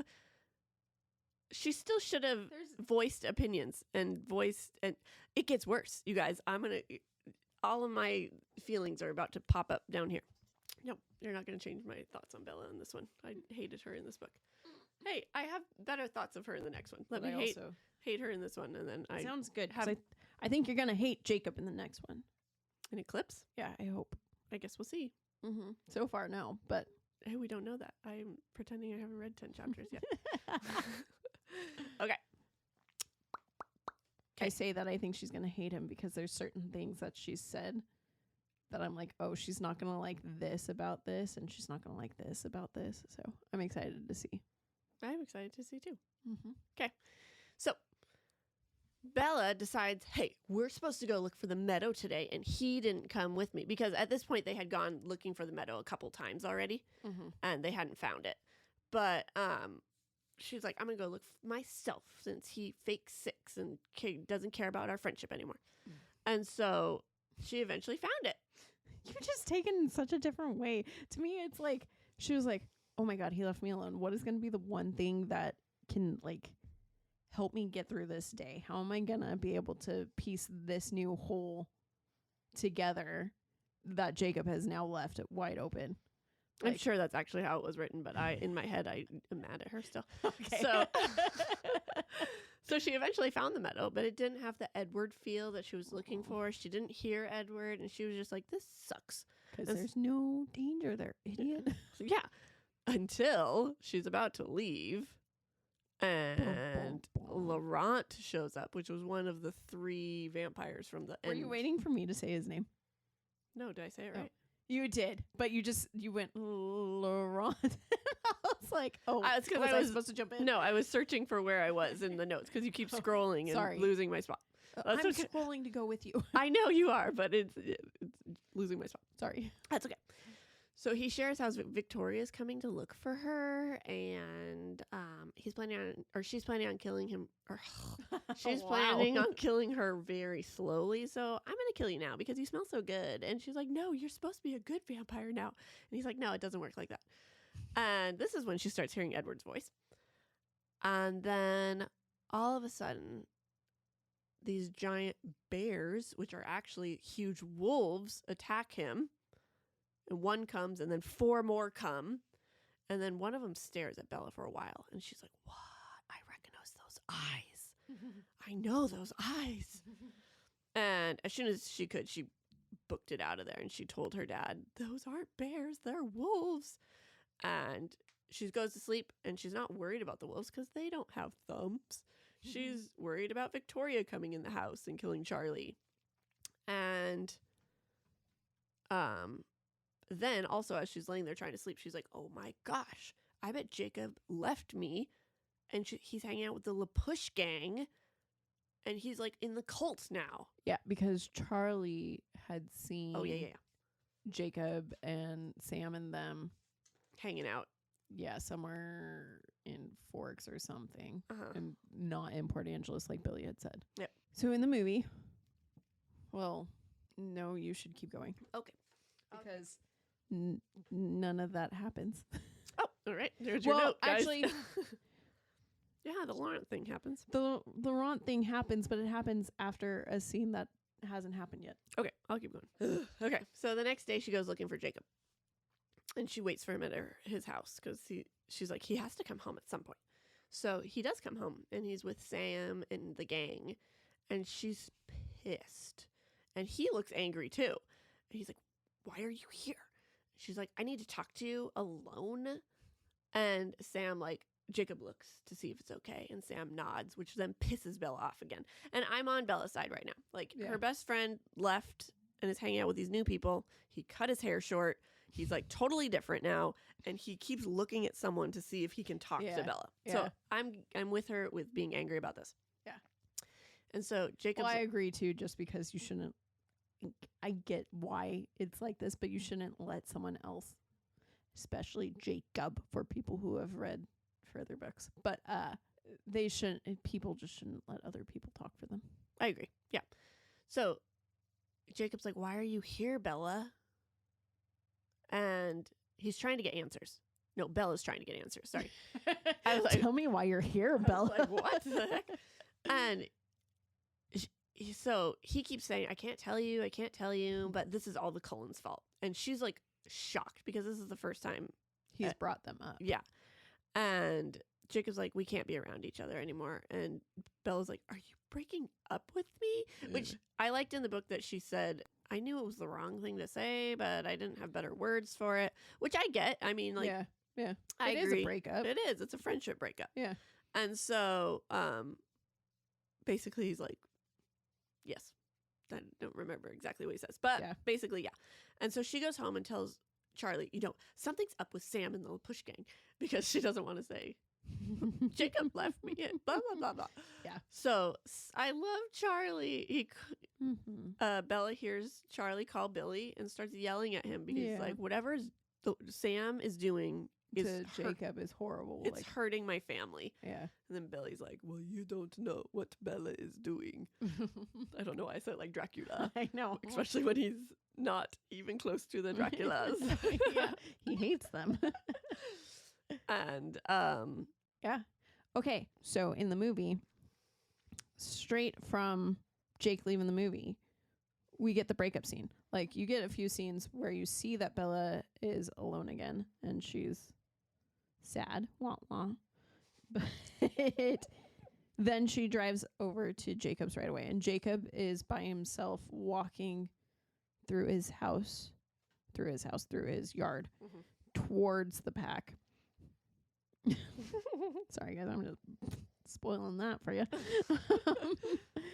So he is walking, and Bella gets out and is upset and is like, you cut your hair and got a tattoo? And so in this movie, they gave the wolf pack the tribal tattoo because if you look, the Cullens have the Cullen crest. Each member of the family wears a different piece of jewelry with it. So they wanted the wolf pack to also have something that kind of tied them together and made them a pack like this family. Like, the Cullen family has their family crest. This is the wolf pack's family crest. So they wanted something to tie it together. So I get why they put that, but I don't like that they have her get upset about him getting a tattoo. Yeah. I'm like, why does that matter? That doesn't, I have 2 tattoos, Bella. Does that change who I am? I think she was more just shocked than upset. Yeah. Well, I don't like that line. In the movie, Bella tells him to give her time.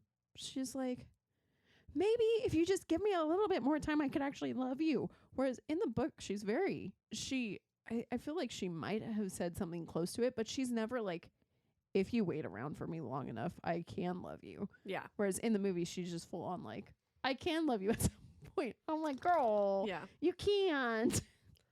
You're making me hate her more. Sorry. Just the movie, Bella. Yeah, I do not like how movie Jacob, movie Bella, movie Edward. Yeah, they just weren't good. Yeah, writing could have been a little bit better. Mm-hmm. Yeah, that might be my problem with Rob. I wonder if he was written properly. Maybe. Oh, I will never know. If they try to remake this movie, I will be pissed. So then Bella and Jake haven't tried to go and find this meadow at all. in the movie. Instead, now that Bella and Jacob have broken up, Bella's like, well, screw this. I'm going to go do something for myself. And she goes to find the meadow. She finds Laurent. In the movie, Laurent turns to fight the wolves rather than runs away, which was kind of key because vampires are scared of the wolves. Yeah, and Bella isn't supposed to see any part of this because in her head, the wolves don't make it. In her head, she's like, no way. But this kind of shows her, oh, this could there's an actual fight happening. She only knows that vampires kill grizzly bears and mountain lions. So she's like, oh, those wolves are gone. Yeah. And so they go fight off in the woods as she's running back the other way. Yes. Yep. Yep. But in the movie, she witnesses lots of it before she runs away. Does she ever run away or she witness Laurent die? No, she doesn't see it because the next thing is her running to Charlie and being like, Charlie. Yeah, that's right. Okay. I saw these. And Harry's trying to deter her because Harry is he knows very aware of what is out there. And after they get their guns to go and search for the wolves, Bella then does her voiceover and is like, by this point, Laurent has killed the wolves and has told Victoria about me. Okay. Got it. Okay. Mm-hmm. More? Good? Yeah, we're good. Okay. Actually, I would like to say that I think Kristen did a good job acting in this scene when she has to say Edward's name but doesn't want to. And she kind of her voice is super quiet and then loud. Mm-hmm. I can't get my voice to do that on my own. I don't remember, but she goes, I shouldn't tell. Yeah, I can't even reenact it. Edward. Yeah, okay. I just sound like an old person. Oh, no. All right. So Bella's super upset, right? Because she's like, Jacob's abandoning me. And that night, she's trying to sleep. She's super upset. She's like, I just need to go sleep. But then Jacob comes through her window and she's shocked because she's like, I'm 2 floors up. How, you're going to die. Cause he just jumps from the tree to her window. And he's like, have you ever had a promise or a secret that no, sorry, I'm skipping a part. Yeah, you are. He feels really upset at himself because he's like, I made you that promise that I would never hurt you. And I went and hurt you when Sam was there. And I hate that I broke that. So I'm trying to figure out how to undo that. And so he starts by saying, have you ever had a secret that wasn't yours to keep? Yes. And she immediately thinks of Edward and how they're a vampire and she can't tell anybody. And so she kind of starts feeling bad, oh, crap, yes. And he's like, that's kind of the situation I'm in right now. Well, she's also kind of sitting there how does he know about them if he didn't believe those stories earlier? What is going on? Yeah. He can't be talking about the Cullens. Right. And so Jacob's like, but if you guess my secret, I'm not breaking the rules. So he's like, do you remember on our very first walk on the beach what we talked about? And she's like, yeah, the Cullens. And he's like, of course, that's all you remember. Yeah, great. Yep. And he just kind of is like, and she's all like, but Jacob, I'm falling asleep right now. I'm so tired. I can't even think about anything. And he's like, okay, fine. She's like, I'll try again in the morning. He's like, fine, whatever. Mm-hmm. And so he leaves. And then Bella has the exact same dream she had the night after her and Jacob walked on the beach. But instead of focusing on Edward this time, now it focused on Jacob. And she's like, oh my gosh, he's a werewolf. And she wakes up and immediately knows. And it's really early. And she's freaking out. And she's like, okay, what do I do? I don't know what to do. I got to talk to Jacob. And she goes. Because at this point, she also thinks that the werewolves are the bears that are attacking people. Yes. Killing people. And so she's freaking out. And so so that's why she's freaking out way more than she did freak out with Edward. And that's probably why, because she thinks these werewolves are killing random hikers and here and there. Yeah. And so she goes downstairs to see, and she sees Charlie grabbing his gun. And he's like, oh, there's been another killing. I got to go shoot some wolves. And she's like, oh my gosh, it's Jacob. And she's freaking out and she's trying to figure out what to do. Do I go tell Jacob, or he's killing people? So maybe this is what needs to happen. so she's trying to figure it out. You keep going? You good? You keep going. Okay. So Bella finally decides, no, I got to tell Jacob. He's my best friend. So she goes to talk to Jacob, and she gets to his house, and Billy's like, oh, he's not here. But, she's like, I got to talk to him. She goes inside, and he's asleep. And she could tell he needed sleep really bad. And so she went, she's like, I'm at the beach. And he's like, I'll send him your way when he wakes up. And soon Jacob's at the beach with her. And there's this huge misunderstanding. Bella's like, why? I don't get it. And Jacob thinks she's pissed at him for being a werewolf. And he's like, okay, I'm the wrong monster. Yeah, that's great. And she's like, no, why are you killing people for fun? And Jacob like has this huge smile. He's like, oh, thank goodness. No, I'm not killing people. I'm protecting people. Didn't you remember that part of the story? No. And she's like, oh, yeah. And I only remember the part about Edward. I know. And so once they like are on the same page, they start talking like more calmly with each other. And he's like, the vampires are the ones killing people, which is why we're back. We're here to protect everybody. And he's like, I really hope that vampire that we killed, and she's like, oh, Laurent? He's like, because he has a name, was not a friend. And he's like, we're trying to figure out what the redhead, his mate's plan is. And she's like, oh, I know what her plan is. She's after me. He's like, what? And she's like, Laurent wasn't her mate. Her name is Victoria, and we killed her mate last year. Edward did. And well, actually, Edward didn't. I know. That's what I was about to say, actually. And she thinks it'll be payback for Edward's mate to die, blah, blah, blah, blah, blah. And she's wow, that's fucking hilarious. What? Because in all actuality, Rosalie and Alice should be the ones who die. Or who she's after. Yeah. Okay. She doesn't know that, though. No. She just knows that the game started with Bella. Uh-huh. Okay. All right. So Jacob's like super excited about this. Like, I mean, he's worried, but he's excited because now they have more information. And he's like, okay, hang on a second, Bella. And he leaves. And then he comes back and he's like, okay, I had to do that because I turned into or Bella guesses. Is that because you just turned into a wolf? He's like, yeah, we can hear each other's thoughts when we're wolves. And she's like, oh, it's kind of like Edward. And so this is when Jacob's like, oh, what? They have special powers? That's not a myth. It's real. And as she was like telling him all of this, I was like, dude, these are secrets that you probably shouldn't be telling the wolves. I thought it was so funny. I was like, wow, they're not here anymore, so I don't care. Yeah, that's exactly her thoughts. I would have been the same. But he broke up with me. I'm going to spill all his secrets. And so Jacob's like, okay, I just called a meeting, and Bella, you got to come to it. And she's worried. She's like, oh my gosh. Like, they're going to be upset. Yeah. Okay. So in the movie, he comes to her house and wakes her up in the middle of the night to get her to guess. And so she has the dream. In her dream, she sees Charlie dead and the wolf standing over Charlie. So then she wakes up and is like, oh my gosh, I know what he is. Runs to Jacob's house, finds Jacob asleep, sees the wolf pack outside of the house. So she runs through the field to go to them.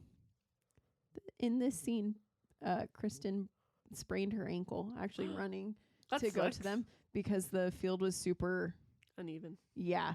And so when she was running to go to Paul, she sprained her ankle. And then she goes and slaps. I said Bella slaps dog. Clearly, I like the wolves.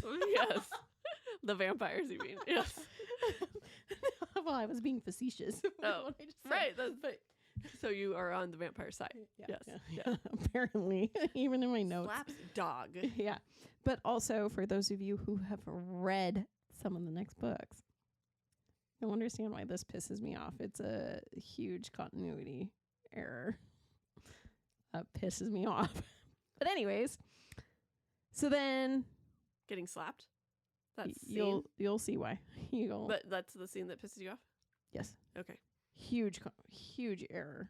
Oh, interesting. Pisses me off. Huh. Okay. Kristen has speculated on why, and I'll explain it when we get there. Okay. But even she's like, I don't know what they did. Okay. So then after she slaps Paul, because she's getting pissed at all of them, and she's like, what'd you do to Jacob? What'd you do to Jacob? Slaps Paul. Paul turns into a werewolf right in front of her. And then Jacob runs and jumps and turns into a werewolf. And then there's a huge werewolf fight. God. Fight. Yes. Which we're at right now too. Yes. But differently. So very differently. One of the is there more? You wanted to go? Nope. Okay. So they get to this meeting and Paul is pissed that Jacob brought Bella. And so this made him turn into a werewolf. So here we have the fight. And Jacob turned back into another werewolf so that they fought and he protected Bella. And then Sam's like told, what are the other two names? Jared and something? Paul? No, the Jared and Embry. Oh, yeah. Sam told Jared and Embry, the two of the other wolves, to take Bella to Emily's house. And so Bella's like, oh my gosh, Jacob's gonna freaking die. And these other two wolves are like, ha ha ha, okay, who do you want to bet on for who's gonna come out of it? And she's like, what? And so then they get to this Emily's house and they're like, well, wait, you missed my favorite part of that scene. Okay. Because after they place bets on that, one of them's like, dang, Bella, you look like you're gonna hurl. And so they then place a bet on if she's gonna hurl on their way to Oh, yeah. And then when Emery gets in the car with her, he's like, can you please not get sick? I only have a 10 on me, so if I lose both bets, this is gonna suck. And so they get to Emily's house and they're like, don't look at her face. Sam hates it. And she's like, why? And then they open the door and we find out because Emily's face is super scarred up. Like she was attacked by a werewolf, possibly. What? And so Emily's super nice though. Like they kind of have a little, oh, you're the vampire girl. And she's like, oh, you must be the werewolf girl. And then like broke the awkwardness. And like now Emily's like, oh, you're part of the family basically. Yeah. And so Emily's house is like the go-to. Everyone eats food there. And like it's the wolf pack house. Yes. And so soon Jacob and the other two get back and they're just laughing and having a good old time. And there's like one teeny tiny scratch on Paul. Yeah. And so Bella's in utter shock. She's like, how the heck do they have no injuries at all? And this is when Sam shares Jacob's news about, hey, we know what Victoria or the bloodsucker is after. We need to was it Sam's idea of using Bella as bait? Yes. Yes. But then he also said, Bella, the safest place for you is here in La Push. However, it is totally your choice. I loved that Sam had it be her choice. Yeah. Yeah. Mm-hmm. And so Bella ended up staying in La Push with Charlie was there too and everything like that so that she stayed safe. Yep. In the movie, after Paul and Jacob get into their fight, they go back to Emily's and you see Emily's face. Her scar is not that bad. Her scar. No, it was described way worse. Yeah. It was like she had a mangled eye. I imagined it as like Two-Face from Batman? Yeah. Yeah. Yeah. Mm-hmm. Basically, that's what it sounded. It sounded horrible. So then you see it in the movie and you're like, okay, I mean, it's a bad scar, but it's not as torn up of a face as you would think. Mm-hmm. In this scene, too, the wolves, Jared and Embry, are the ones telling Bella about the wolf's powers, about the gag order where they have to listen to Alpha's orders, and they tell her about hearing each other's thoughts when they're wolves rather than it coming from Jacob. Mm-hmm. This is also then when you see that Charlie and Harry are hunting wolves, and then you see that Harry has a heart attack because of Victoria, which I actually really like that the movie does that. I did too. But then here comes the scene that Bella and Jacob had forever ago on the beach where she's like, you're killing people. Oh, yeah. That's way late. I didn't realize how late into the movie it was. Oh, my God. Yeah, it happens way late. And he's like, it's the stupid bloodsuckers you love. Well, not the bloodsuckers you love, but Laurent. And I didn't like how in the movie he never, like, asks, oh, was Laurent a friend? I know. I thought that was super sweet in the book. Yeah. I was like, good on you for knowing they're your enemy, but also knowing that she's got a soft spot for them. Mm-hmm. Oh, the other thing in this scene is Jacob, I can't remember how it comes up, but he basically goes, what if I got mad at you? I could never live with myself. He never says that in the book. In the book, he's very much like, I will never lose control with you. Like, that is the one thing you never have to worry about with me. I didn't like that in the movie. I was like, dude. I didn't either. What? So Bella and Jacob are hanging out in his truck, and they're talking all about werewolf life. And this is when we find out, wolves are super hot. And right there, that's why werewolves are better than vampires. I could not, snuggle. Guys, I hate the cold too, but I would much prefer the cold over the hot. No. In this sense. No. Yeah, there's I would not like to lay near ice, but I would lay on a hot beach. I wouldn't lay in the Arctic. Aren't you the one who loves snow? I do love snow to play in and watch, not to lay in and let me That's freeze. what you play in. No, I go to a nice warm beach and lay in the sunshine. Snuggle up to a nice little warm puppy dog.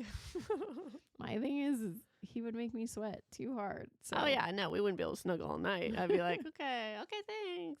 Here, I'll just stick my feet under you. I'll feel nice and warm. Yeah, I'm here for Edward. Give me that ice. Okay. And so then, and we learned that they heal super quickly. Okay, so then they start talking about the Cullens, and is this where she shares their different powers? I think it is. Yeah. This is where Alice can see the future. Yeah. And everyone else. And so, okay, so my thoughts here's with Jacob. The reason I like Jacob so much in Twilight, and for definitely the first part of New Moon, before he was a vampire, was because, oh my gosh, goodness me, before he was We've a been werewolf. so good about not saying movie versus book. And now I'm going to just say it's gonna vampire. be vampire instead of werewolf. It's because Jacob was so sweet and nice. Yeah. Like, he had no prejudice, no anger, no nothing in him. Yeah. Like, even in the first one, when one of the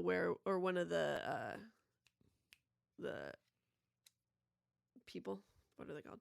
So, like, in the first one on the beach, when one of the Quaalude members was like, oh, they don't come here, Jacob was like, rolled his eyes. Yeah, he was like, had no issues against them at all. Yeah. And so that's why I don't hate Jacob's attitude very much, because I'm like, this is not his attitude. Like, no, he is super upset he's a werewolf. Yeah. Like, he does not want to be a werewolf. Yep. And he's being told, oh, it's because of the Cullens. The Cullens are back. It's the vampire's fault.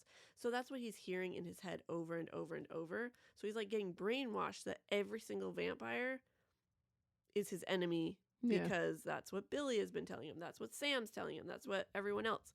And so that's why I don't see Jacob as where he is being prejudiced and vampires are horrible and the worst thing ever. It's because he's being told that. It's not like his initial hating gut them reaction. Yeah. Yeah. So that's why I don't really know where that would have fit in there. That's why I put it right there. So, but anyway, so we get to both are feeling really good because they have no secrets from each other anymore. How do you feel about Jacob in the second half of New Moon?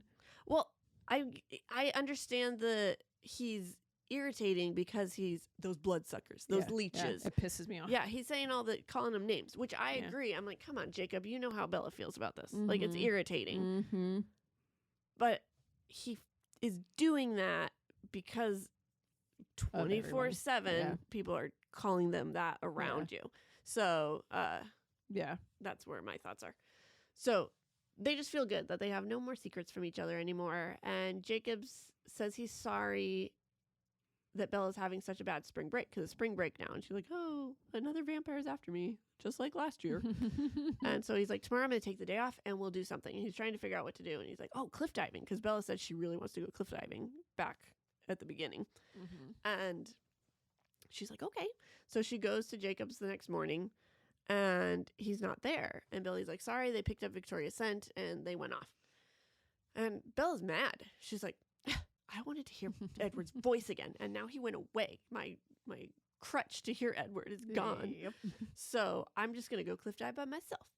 And right before she jumps, she hears Edward's voice, and she's like, ha, I'm going to hear it way more when I jump. And she jumped and heard his voice more, and then she freaking drowned in the water. Well, at first she didn't hear his voice because she actually like had fun. And then when she got in the water, she heard his voice again. And then she's like, oh, cool. I'm hearing his voice because I'm dying. Yep. And she drowned. So. Yeah. So in the movie, I had no notes on this. Okay.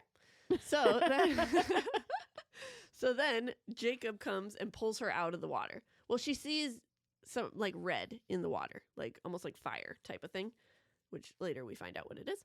But Jacob pulls her out and he's like trying to get her to breathe again. And she eventually does. And Sam shared he needs to get back to the hospital. And this is when we find out that Harry had a heart attack. And so Jacob takes Bella home. And on their way home, she's thinking about Romeo and Juliet because that's how the movie started, right?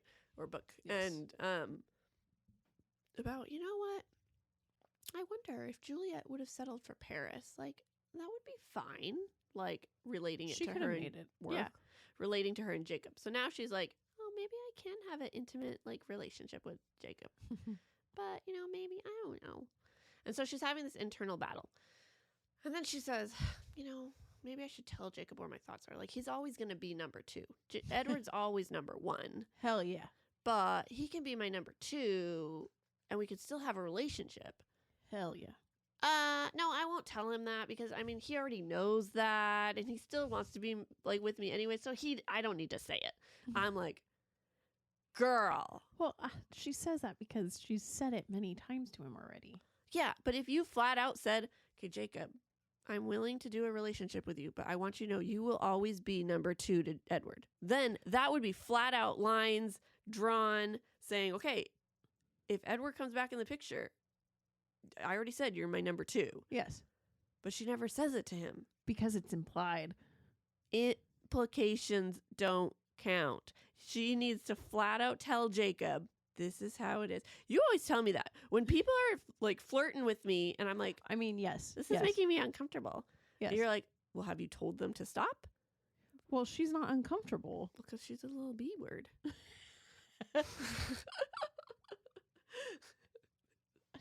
I think, to me, Jacob is the guy who doesn't take any hints.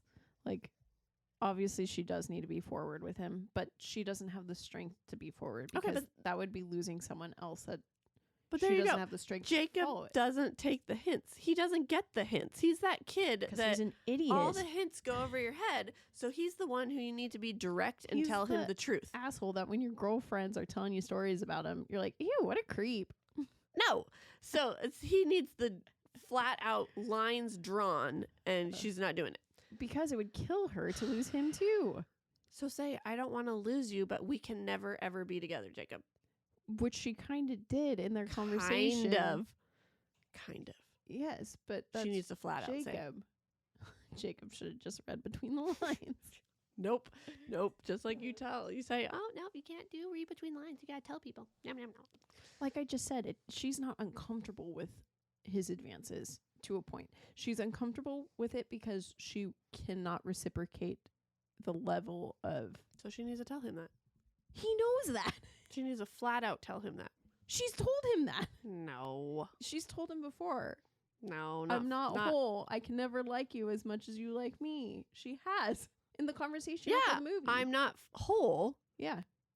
And so he says, just give it time. And that's where she said, no, Jacob, I don't want this. I want to be friends with you, and that's it. That's what she should have said, but did she say it? No. Because then Mike came out. Yeah, that's why. We'll give Mike the reason. Mm-hmm. All right. So, anyways, back to this. Ending our debate. Which, we forgot to say, we talked to your friend, Alyssa. Yes. And she confirmed that I am actually, which after this, it's quite obvious. Yes. Team Jacob. Yes.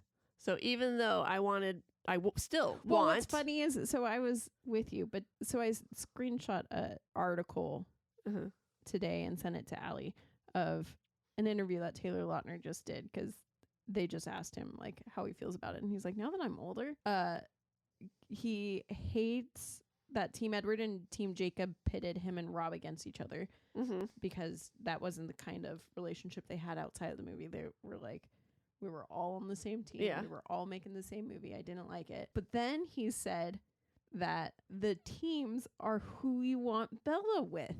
Yeah. So then I was like, so maybe you are Team Edward. I don't know. I think the teams are like, because I still want Edward and Bella together. Yeah. So then I almost feel like you are Team Edward. Just if you had to choose and you were Bella, you would be Team Jacob. The world will never know. Never know. Neville, no. Neville, no. She's Team Neville. You heard it here, folks. So my proof I still love Harry Potter more. Squeeze it into every podcast. Okay. Oh, where the heck am I? I know I had to laugh. You posted for our, hey, it's almost here. And you said, Bree's been talking about it for the last 23, and now you only have to hear her talk about it for the next 4. I was like, you really think I'm not going to talk about Twilight ever again? Oh, gosh. Goodness me. You guys will never be free of this. No, sorry. This is my love. This is my baby. I love this series so much. Sure. You are enjoying the series. I'm enjoying it, but I don't talk about Harry Potter every episode. That's true. We need to find your book. That's your baby. I mean, I want to say it's Harry Potter. I don't understand how I could like a book more than Harry Potter. Okay. Start talking about it more. Okay, so we get back to the house. Oh, because they went to Jacob's house. And Billy gets home, and it's confirmed that Harry died of a heart attack. And so Bella's like, I got to get home to Charlie. And so Jacob takes Bella home. And she's again having this battle. And she almost kisses Jacob, but then she sees Carlisle's car outside the house. She's like, oh my gosh. That is not what stops her from kissing him. Okay, explain. Go for it. Goodness. I had to explain this to her in the movie, too, when we were watching it. So, in the book, they're like kind of hugging and stuff. And it's after she's been thinking about this whole, like, Paris would be a fine fallback if Romeo was out of the picture. Paris would be fine. She's talking herself up into having a relationship with Jacob. And she's like, my head is literally in the crook of his neck. All I would have to do is move my head just a little bit to be able to kiss him. Boom. Relationship starts. So she's working herself up to this. But then he says something that makes her like stiffen up. And he's like, don't worry, I'm not trying anything. And then like pushes her back. And she's like, wait, but I was actually going to kiss you. And then she's like, maybe I shouldn't. So Jacob did the right thing. I mean. There we go. Good job, Jake. All right. Okay. Points Jacob. So then she sees Carlisle's car. And she's like, that's Carlisle. I know that car. Because he smells a vampire. I was going to say, girl, you forgot. Because he like opens her door or something. Yeah, and he smells a vampire. And then she looks around. And that's when she sees Carlisle's car. Yeah. And Jacob's like, it might be a trap. And she's like, no, it's Carlisle's car. And I wish it was a trap because Bella's an idiot. But it's not a trap. We find out it was Alice. Yes. You got anything? No. Okay. So Bella goes in the house and they have a conversation. And she's like, why would you try and kill yourself? And she's like, I didn't. She's like, I saw you jump in the water and you didn't come out. And she's like, well, Jacob pulled me out. And she's like, I didn't see anyone pull you out. And this is when we find out Alice can't see werewolves. And so she's a little peeved about that. Well, could you imagine being able to see everything and then find out that there's something that you can't see? Yeah, it would be quite annoying. And so the night goes on and Bella's like freaking out that Alice is going to leave. And she's like, I'm not going to leave. And Bella shares everything except for the motorcycles and hearing Edward's voice. So she told Alice everything. And Charlie comes home and he's so happy to see Alice because he loves Alice, which I think is so cute. I love Charlie and Alice's relationship. It's really cute. So sweet. And so then they fall asleep on the couch because Bella falls asleep on the couch. Well, yeah, because Alice doesn't sleep. And it's the next morning, and Charlie's feeding Alice some breakfast that she's not eating. I know. I love Bella's like, I wonder where she's shoving it. I know. And we never find out. I know. And so maybe I should get Alice's point of view book. Give me that. That would be that would be confusing as all can be to read. Actually, no. After the chapter in Midnight Sun where Edward was listening to Alice plan, I don't think it would be that confusing. I think Stephanie did a great job at making it very like, this is a vision and this is reality. Okay, well, that's good. So, yeah. Okay, so they're talking, and Charlie, I would much rather have an Edward point of view, New Moon, because I want to hear about what all he did while he was away. But Stephanie has said that writing in Edward's perspective gave her too much anxiety. Makes me so sad. I wonder why. I know. I was, as I'm reading Eclipse, I saw this after I started Eclipse, and I was reading, and I was like, yeah, I could see how that would be too much. I bet doing all of Midnight Sun definitely took a toll. Was enough. Yeah. And she flat out was like, after Midnight Sun, I'm pretty sure everyone can guess how he thinks. Yeah. Oh my God. All right. So, Alice and Charlie are talking, and they're chatting about how Bella was after the breakup. And Charlie is sharing how messed up Bella was. And Bella's like, oh, crap, I didn't fool Charlie at all. No crap, you just sat there like a zombie for months. We also find out that Renee came to Washington to try and take her, and she ended up throwing a huge temper tantrum with them and yelling at them and throwing her clothes around and saying she's never leaving Forks, and you hear a bunch of gory details that make her depression even more and so rough. Yeah, so then Charlie ends up having to leave because Bella fake woke up and she goes in there, and then Charlie had to leave and go help Harry's family because Harry for the funeral. Yeah. And so, because Harry was a close friend. And so Jake comes over and then Alice and Bella are hanging out for a little bit. And then is it the next day Jake comes over, or was that day? I think it was the next day because it took him a while. Yeah. So then he comes over. Fast forward. And Alice is like, I have to go. I can't be in the same room with him. It's just better for everybody. And so she's much nicer about it than Alli. She is. She's nicer until a little bit. In a little bit, she gets a little snotty.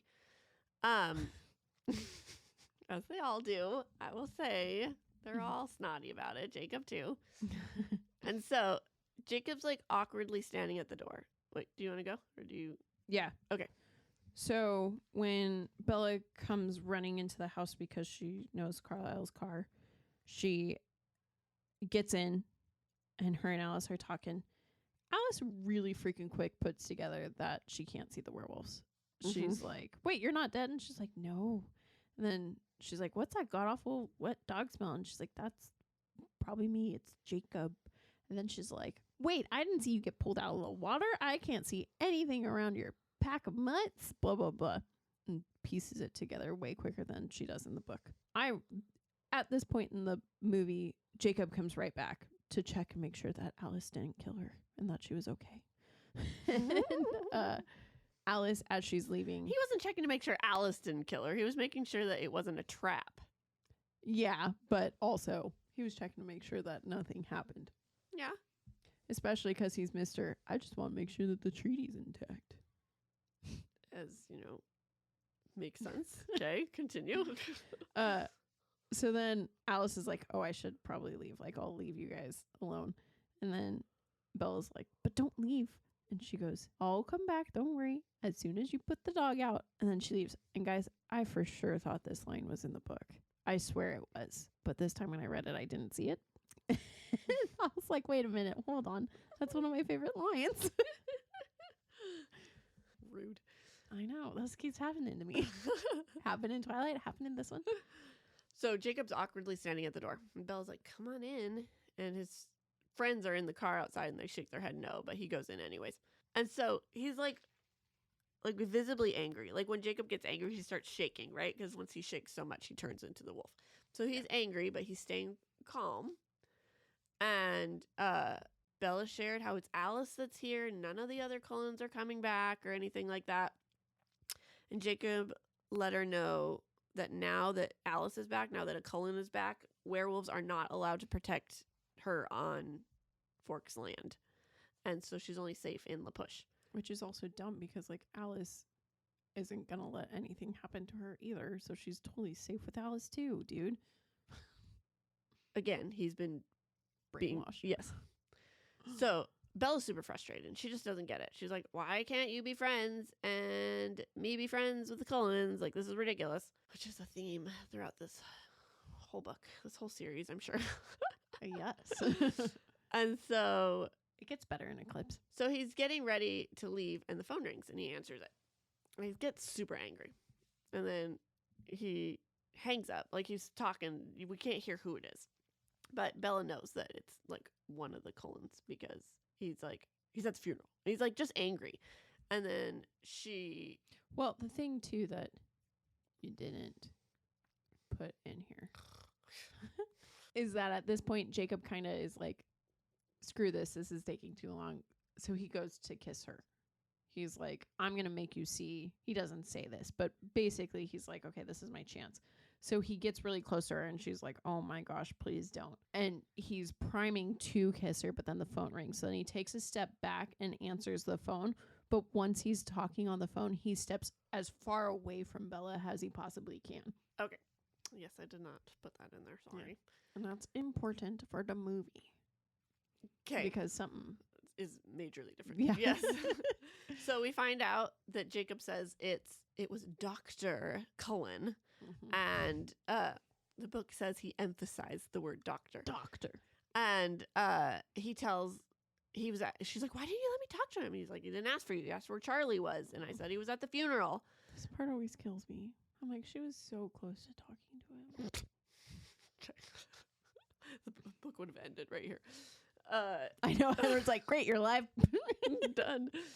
And so seconds later, Alice comes in. She's horrified. And she says that Rosalie, or she calls Rosalie and like finds out if it's true. And like Bella's like, what the is going on? And we find out that Rosalie told Edward that Bella died. So what kind of a bitch, sister? Hey, so I know this human that you're in love with. She just killed herself. So Edward's that was him calling to confirm, and Jacob said Charlie was at a funeral, so he assumed it's Bella's funeral. And so now Edward's off to the Volturi to ask them to kill him. And if they say no, he's going to expose the vampires in their city, which is a big no-no because they've been there for like 3,000 years and they don't want to leave. So Bella's like freaking out and she and Alice start making plans, but Alice is worried because it's really dangerous. And she's like, I don't care. I'm going. Yeah. And so Bella goes up to pack and then she comes down to see Alice and Jacob arguing. And Alice goes to the car and Jacob's like, please don't go. And you can love me. Sure. And Jacob's like, just so you know, I'm going to break our treaty just to make sure Charlie is safe. Which, is he breaking the treaty now that Alice is gone? Yeah. Well, no. Yeah. Because no one's there on the land. Right. So no. I was like, but are you breaking? Don't worry, I'm going to break it, even though none of the Cullens are back. Yeah. I was like, okay. That's how much I love you. There you go. So, oh yeah, I didn't put a note about that difference in here. So after Jacob comes and Alice is left, they're talking and Jacob wants the schematics of who's back, how long are they here for, blah, blah, blah. They go into the kitchen and Jacob full on gets all close to her and then says, "Cuculatle," which I'm pretty sure the director said in the Quaalude language is "I love you" or something along those lines. And then they basically kiss. Their lips definitely touch. To me, it's a full-on kiss. It counts. Yes, I count. I'm like, okay. And then the phone rings.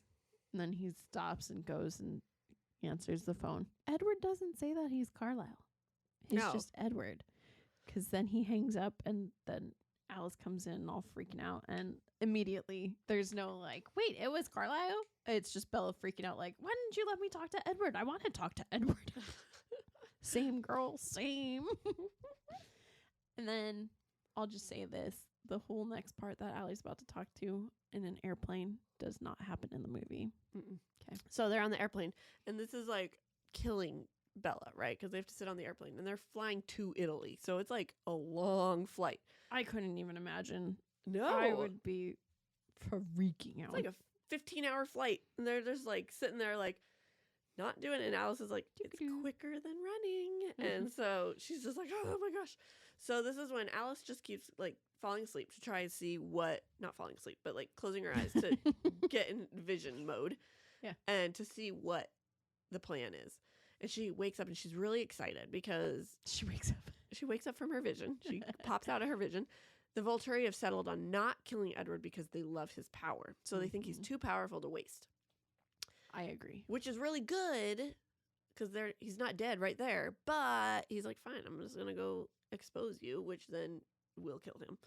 And so she said, and this is when we learn, okay, so I guess, so his plan is to expose them by, well, at this point, actually, he's still trying to figure out what to do. He's like, do I kill everyone? Do I? Yeah, throw a car? What do I do? So, and then we learn more about the Volturi. And we learn how they've lived in the city for 3,000 years. And they bring in their food so that no one in the city suspects them. And there are 5. Are there 3? There's 3 with their, like, 2 bodyguards. Well, 2 main bodyguards. Most powerful vampires. And then their 2 vampire bodyguards. Okay. And then there's, like, 9, like, guards around with that. Okay. And then their wives. Okay. And so this is huge because vampires usually travel in packs of like 2. Like the Cullens are a huge group. And then even Laurent, James, and Victoria was a kind of a big group.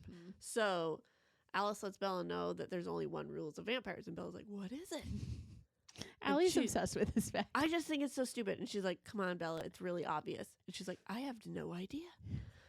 And it's... Okay, think about it. The love of her life is about to expose himself so that he can get killed by the Volturi.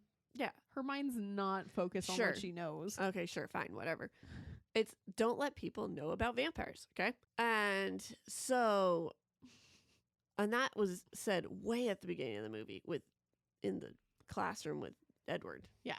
I was like, and he didn't even try to make her seem stupid. That's why, because she was so stupid in the book. They're like, we're not even going to like make her seem stupid. We're just going to tell you. Here, Rob, be smart. I almost said smart and delicious looking. God.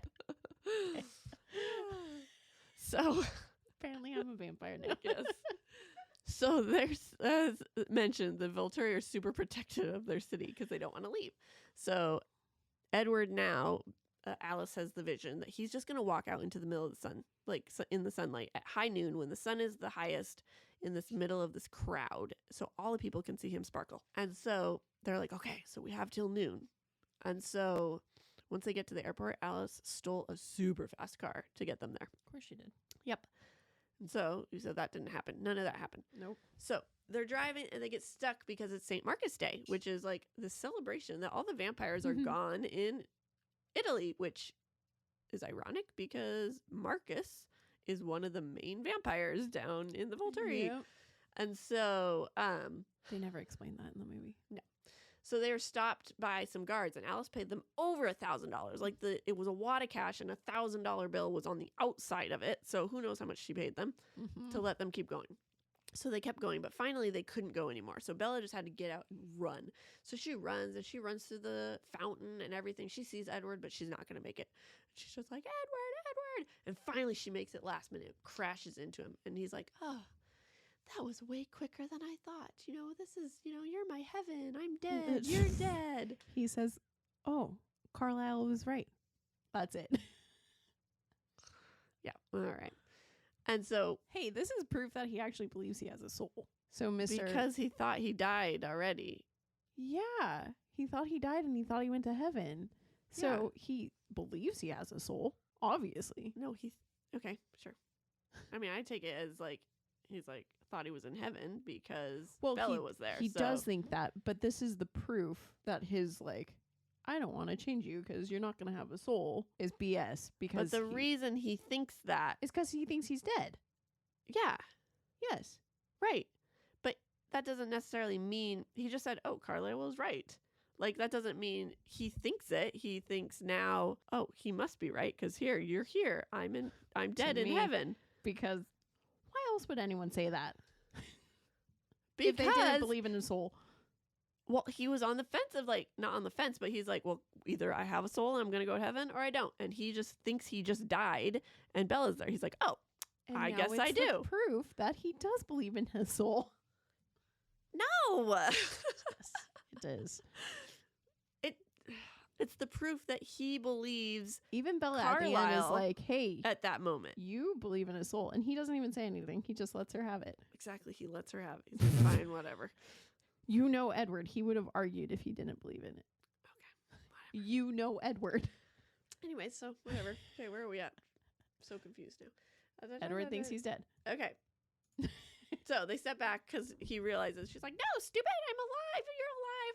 He's like, oh, crap. So he steps back and gets out of the light. And some Volturi guards come and they're like, and then Alice shows up because they were getting. Look. What? We were confused. He does obviously go into the light. I very well could have just wrote it like that. Oh, okay. So Alice shows up and they get a little more hesitant because they don't like 2-on-2 vampires. They were like ready to take Edward down. But then a little vampire named Jane shows up because they're like, oh, what's his name? Aro? Mm-hmm. Aro wants to see you. And at first Edward's like, nah, it's okay. We're good. And then Jane shows up and he's like, oh, okay, let's go. And so. Yeah. Well, could you imagine knowing Jane's power? Yeah, I would be like, yep, okay, let's go. They all go down to the Volturi castle. Yes. So in the movie, I was really bummed because I like him saying Carlisle was right rather than what he says in the movie. In the movie, when Bella runs and slams into him, he goes, heaven. And that's it. I prefer the Carlisle was right bit because to me, that's proof that he believes in a soul. So then when he pulls Bella into the shadows, they just start making out. Just start kissing. Like super awkwardly. I'm like, do they know how to kiss each other? Because it looks like they're both in pain. Because he gets directed to kiss her like he's in pain. Yeah, but even she does. I know. I don't know why she... That's her issue. I don't know what's going on with Kristen. Then when Alice shows up in the book, she... Because the two, Felix and Dimitri, are talking to Edward, basically like being the Volturi bodyguards. And Alice shows up and is like, aw, do we really want to fight when there are ladies present? And I liked that way better than what she says in the movie, because in the movie she goes, aw, guys, there's a festival. Should we really be ruining all the fun? Yeah. I like the ladies present. I do too. And that's the main difference. Okay. There. Well, I guess the other big thing is when I almost said when Bedward. That's their couple name. Bedward. When Bella and Edward are kissing, they then have a full-on conversation that actually takes place at the end of the book. Yeah. So that whole scene gets cut out of the movie and gets splooshed in right here. Yep. But yeah, We'll get there. Yep. So they're going down, and it's like this underground sewer type walk. And Bella was shocked because there was like the receptionist, and she's human. And she's like, well, that's weird. And so they were brought to the Volturi leader, Aro. And Aro had very similar powers as Edward, but he had to touch you to be able to see, and he saw all of your thoughts. It was like past and current. every single past, current. Probably not future. I was just going to say, I was like, I feel like it's future, but probably not. That would be insane. Yeah. Yeah. So basically anything and everything you've ever thought. That would hurt my head so much. Could you imagine? That would be the worst. Yeah. That's probably why it's just when you touch them. Because, like, prepare yourself. Exactly. Could you imagine not knowing, though? Like, the first time you touch someone and being like, what the shit? Right? Oh, that's so funny. So, he tried his powers on Bella because Edward had shared how his powers don't work on Bella. So he tries his powers on Bella, and they don't work. And he's completely fascinated by this. And he asks Jane to try her powers, but Edward jumps in front of the way because when Jane like focuses and looks on someone, they get tortured. And so Edward didn't even want to risk it. And so Edward's being tortured on the ground, and Bella's like, stop it. And so Jane stops, but then she focuses on Bedward.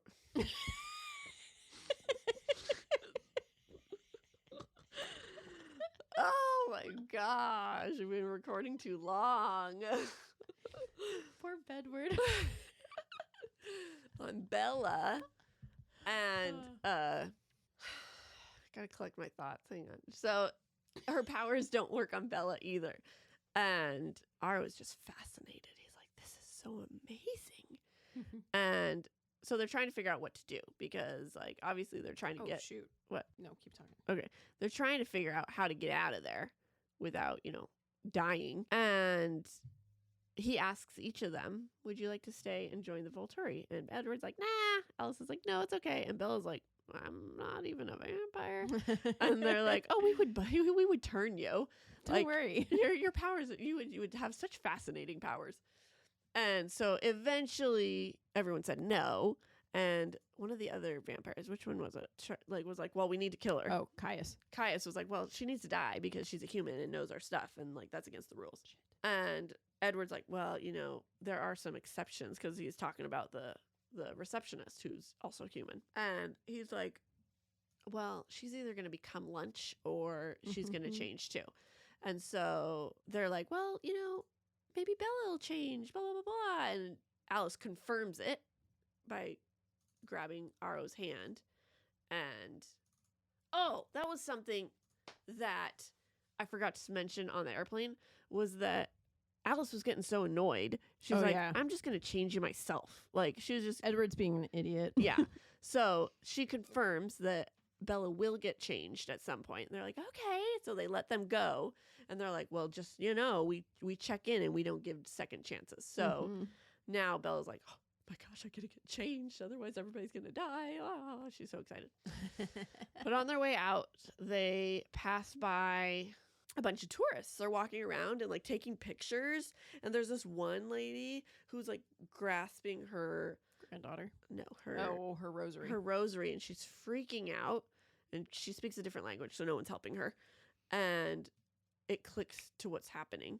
And all of a sudden, they don't go far enough. Edward's trying to hurry her up, but they don't go far enough before all the screaming starts. And it was like, I just got like gas chamber World War II feelings. And I was like all the Jews didn't know what was going on. They were led to this room, and then they all died. And that's what was happening with all these people.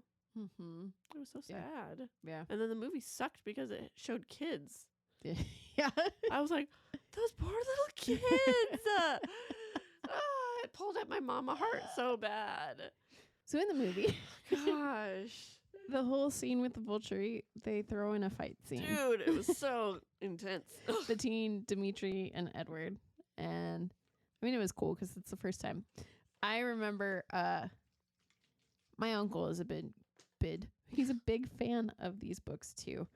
And he actually likes a lot of the changes that get thrown into the movies, such as this, because he hates how the book always ramps up to the action, but then never has like a climax for the action. Yes. Okay. I've noticed that with both this one and Twilight. Yeah. It's like such a slow beginning. And then once everything happens, it happens, but it's not like there's no resolution for it. Yeah. No resolution. It's just like you're expecting so much more. Yeah.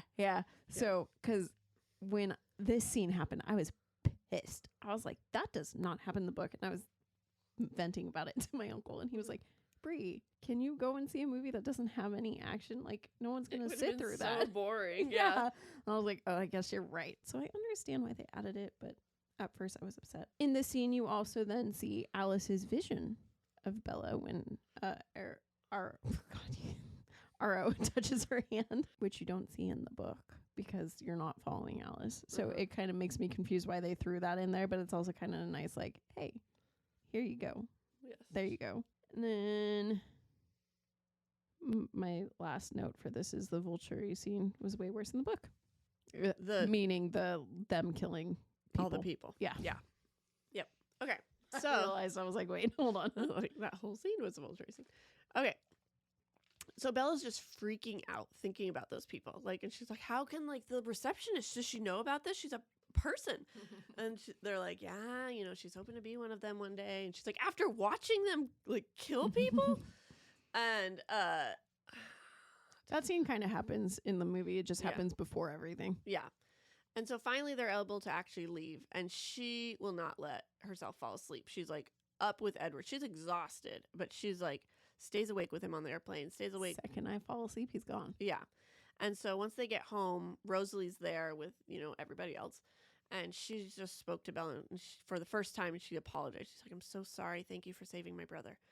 And Bella's like, oh my gosh, she's talking to me. Of course, that's okay. No, you're fine. And so Edward brings Bella home, and Charlie's pissed. Oh my gosh, I love Charlie so much. He's like, get away from my daughter. What are you doing here? Why are you here? Like, as a father who should, watched his daughter be a zombie for 5 months. Yeah. Like, this boy that did that to you, get out of my house. Yeah. And so, yep. But Bella's so tired, she's like falling over. So he's like, let me take her to bed and then I'll leave. And so he takes her up to bed and she's like, no, don't leave. And he's like, I won't go far. And sure enough, like later in the night, he comes in and they are chatting. He comes in. He's been in there the whole time. Well, yeah, but he like hides so that Charlie doesn't see. Yeah. And so Bella wakes up from sleeping because she passed out. 14 hours of sleep. Man. Hell yeah. That'd be nice. When I was a teenager, I could do that. Dude, I know. I miss those days. I know. So Edward's there, so she assumes she's dead. And I'm like, oh my gosh, you two are freaking made for each other. Because Edward thought he was dead when he saw you. You think you're dead when you see him. Oh, gosh. So. Because they're each other heaven. Oh my gosh. So Edward talks to her and she's trying to convince her that, no, Bella, you're alive. And everything he says, she's like, finds a counter argument to why she's dead.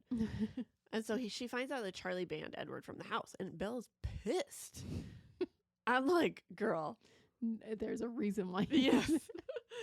And Edward shares that while he was away, he was trying to learn how to be a tracker because he knew that Victoria was going to come after her. So he wanted to protect her, but he was horrible at it. Yeah, because Victoria led him to Brazil, and then he lost her, and then she went to Forks. Yeah.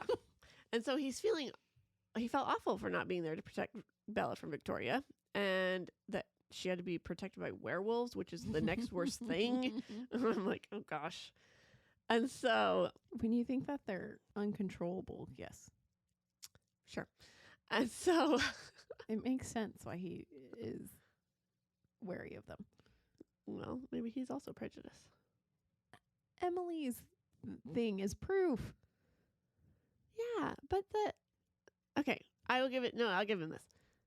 Because we're in new moon. Yeah. Not eclipse. Yeah. Yes. I actually agree, because whereas Edward was like, vampires are no good. We could bite and kill Bella at any time. We need to get away from her. Mm-hmm. So that's where his mind is at. So yes. Yeah. Okay. I will give him that. Yep. Trying to get out of eclipse. Out of eclipse. Because yes, I liked Edward in New Moon. I liked him. Yes. Hint of how I feel about him so far in Eclipse. Okay. I actually, no, the chapter I just read, I'm like, okay, here we go. Let's turn these boys around. Here we go. Anyways. Okay. So Bella's like shocked. She's like, Edward, how could you kill yourself because you felt guilty that I died? He's like, that's not why I killed myself. I tried to kill myself because you died. And she's like, what? You love me? And I'm like, you are the stupidest person I've ever met. Like, I'm like, how? He's like, how could you not think that I didn't love you? And she's like, you said you didn't want me to go with you. And I'd be like, oh my gosh, no freaking. This part in the book, I'm going to just skip over past everything Alli just said. Because then when he shows her where he hid all of her gifts, the first time I read it, I bawled. I was like, why? He hid it but kept it right there and she couldn't find it. Oh my word. He hid it in the floorboards. So it was right there. So she had him with her this whole time, but not physically. Gosh. All right. Okay, so they chat for a while, and then Bella brings up being a vampire again, which now, here we go. I'm on Bella's side. Okay? I'm on Bella's side with being a vampire now. Because she's like... Wait, were you not? Oh, you weren't? Not yet. I'm like, you have been dating this guy for 6 months. Yeah. At the point when she wanted to get changed, she had been dating him for 3 months. I do remember that. I'm like, okay. I'll get to it more in a second. Okay. Oh, gosh. So now I'm with Bella. I'm like, okay, makes sense. Freaking Volturi are going to come kill you. You might as well get changed, right? Yeah. And so Edward's still like, nah. And she's like, we can take them. Yeah. I'm like, what the heck? Man. And so she's like, well, you know what? Vampire world versus human world, they're probably not going to come check till you're like 30. And she's like, 30? So old. And I'm Agreed. like, I'm enjoying my 30s. I'm with Bella. I saw this meme that it was just like a calm face for like up to 18 or 19. And then it was like through your 20s, it's like a screaming face. And then back to the 30s, it's like, you're calm. I was like, that's about right. I'm not there yet. So Bella is like, fine, I'm going to go take a vote. And so she goes to the Cullens to get a vote. Yes. You want me to keep going? I don't really know what I've talked about. Yeah, because that, like, the whole end of this movie is kind of similar, but also very not similar. Yes. So that kind of happens. Yeah. Except for, I guess, the main difference is when they go to make a vote, Edward throws Bella on his back and runs with her. And in the movie, they get in his car and leave. Yeah. Which also, I'm like, cool. So you just like I think sneaking out the window on Edward's back in the middle of the night with like a clear, like, okay, I gotta get back is better for Charlie. Whereas in the movie, it's just kind of like, okay, I don't care about Charlie. Yeah. Agreed. So Bella threw out her pitch about why she should get changed, and Edward said why she shouldn't. And he had actually very good points about being like, the main way they find people is because whatever his name, one of them is a tracker. Yeah. But he needs, how is it? He like tracks them a specific way that wouldn't work on Bella. He gets a flavor for their thoughts or something. No, that's Jasper. But it's kind of like that. He can track them rather than through the scent of them. It's through their thoughts, basically. Yeah. And so he's like, that's not going to work because Bella's power doesn't work. Or Bella doesn't work against vampire powers. Bella doesn't work. She doesn't work. She's just get out of here. And so, but they do the vote anyways. And everybody says yes except Rosalie. And Rosalie's like, I wish this... Well, Rosalie and who? Edward. Well, duh. I wasn't counting him. I was. Because she's like, I wish someone was there to tell me no. And I was like, that's so sweet, actually. Mm-hmm. And so Bella's happy because she wins. And she's like, okay, Alice, come bite me. And Alice is like, wait, what? And everyone's like, no. Carlisle, like, let's wait, he says, until, after graduation, because this is going to be a huge shock to Charlie. And you're going to have to just dip out. And he's already pissed. And she's like, okay, yeah, that makes sense. And so Edward takes Bella home, and she's kind of like, I'm gonna get bit. And on the way home, though, he's like, well, what's the one thing that if you could have anything in the world, what do you want? And she's like, honestly, first she says, what'd she say first? Like, him? Yeah. Edward. He's like, no, something you don't have. He's like, okay, if you could bite me. He's like, okay. And so he thinks about it. And then they start trying to compromise. He's like, okay, give me 5 years. And she's like, no, oh my gosh. And she's like, I'll give you 2 months. Was it 2 or 3 months? It was like something ridiculously small. Yeah. And he's like, 3 years.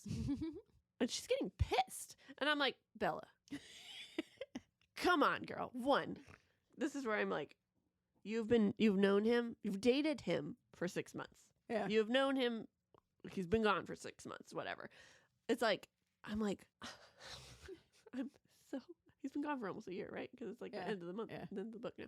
I'm like, he is saying yes to give you what you want. All you have to do is wait a little while. And she's just freaking out that she's going to be so much older than Edward, when in reality, why the heck does it matter when you're both immortal? Well, plus, too, she's going to look so different from him. Like, oh, come on. I don't look that different from 25 to 18. Oh, I do. I don't. I do. I see it in my face. I see it in my face and my body. Okay, we're going to have to do side by sides. Okay.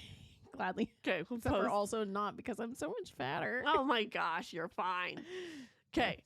No, I look like a fucking baby when I was 18 compared to 25 or older. Okay, well, whatever. She's freaking out for freaking no reason. So that's why she's freaking out. She doesn't want to look. Because could you imagine these beautiful people come move into your town and you see a 17-year-old and like a 30-year-old? And they're dating? Well, they're married? Hold on. That's why he said 5 years. So she'd be 24. Because that's better. It is better than 30. Okay, so she's like, the longest I'll wait is 1 year. And he's like, oh my gosh. And he's like, okay, well, how about once you marry me? And she's like shocked. And she's like, her mom has a very strong feeling about waiting till she's 30 to get married. And so Bella is kind of like on the same board with this because she's like, she watched her parents' marriage fall apart. Here's where it is. Here's my so much frustration because this girl is like, he's like, I will bite you in 3 days. If we go to Vegas get eloped right now, I will bite you in 3 days. And she's like, oh my God, no. Like, I cannot be married. Girl, you are about to change so that you never die to be with this person forever. She explains it in Eclipse. She has not yet. So that you can be... I'm mind boggled. I'm just so this girl confuses the crap out of me. What's funny is this didn't confuse me the first time I even read it. I was like, okay, I get it. It doesn't confuse me. Her irrationalness. Her justification is dumb for sure. Like, yeah, I'm you're like, about to have eternity with him, but you won't marry him. But like, it makes. I think what she needed to say was, I won't marry you right now. And Edward will be like, okay, I won't bite you right now. And I'll be like, perfect. That makes sense. And then I'm going to Carlisle. I'll be like, you are such a whiny little bee. Why wouldn't you marry him if you're going to spend forever with him anyways? Because of the age. She doesn't want to get married at 18. But she'll change so that she never dies at 18. Yes, because Edward is 17. Yes. So she doesn't want to get married at 18. But if she gets bit at 18, she's going to get married at 18 anyways. Yeah, essentially. So, but the paperwork, like, it's not official. Yeah, just read. Oh, this girl. It makes sense. So I was like, this is when I was texting and saying, okay, I'm with Bella, like with the Volturi. And then she gets to this part, I'm like, I'm against Bella again. She's just being dumb. Oh my gosh, I've been holding on to that for weeks now. I know, but they're such cute scenes are coming. Okay. So Charlie was like, so then I think because that was that night. So the next day or within a couple days, Charlie is like, so Edward's not allowed over here anymore. And Bella goes, well, we're a package deal. And I got total Little Mermaid vibes. I go, Daddy, but I love him. That's all I could imagine when she's like arguing about him. Like, he's like, he's bad for you. No, he's not, him, Daddy. That's all I could think was Little Mermaid. I hate the Little Mermaid. I know. Guys, so that's why I thought it was hilarious that's what I thought about.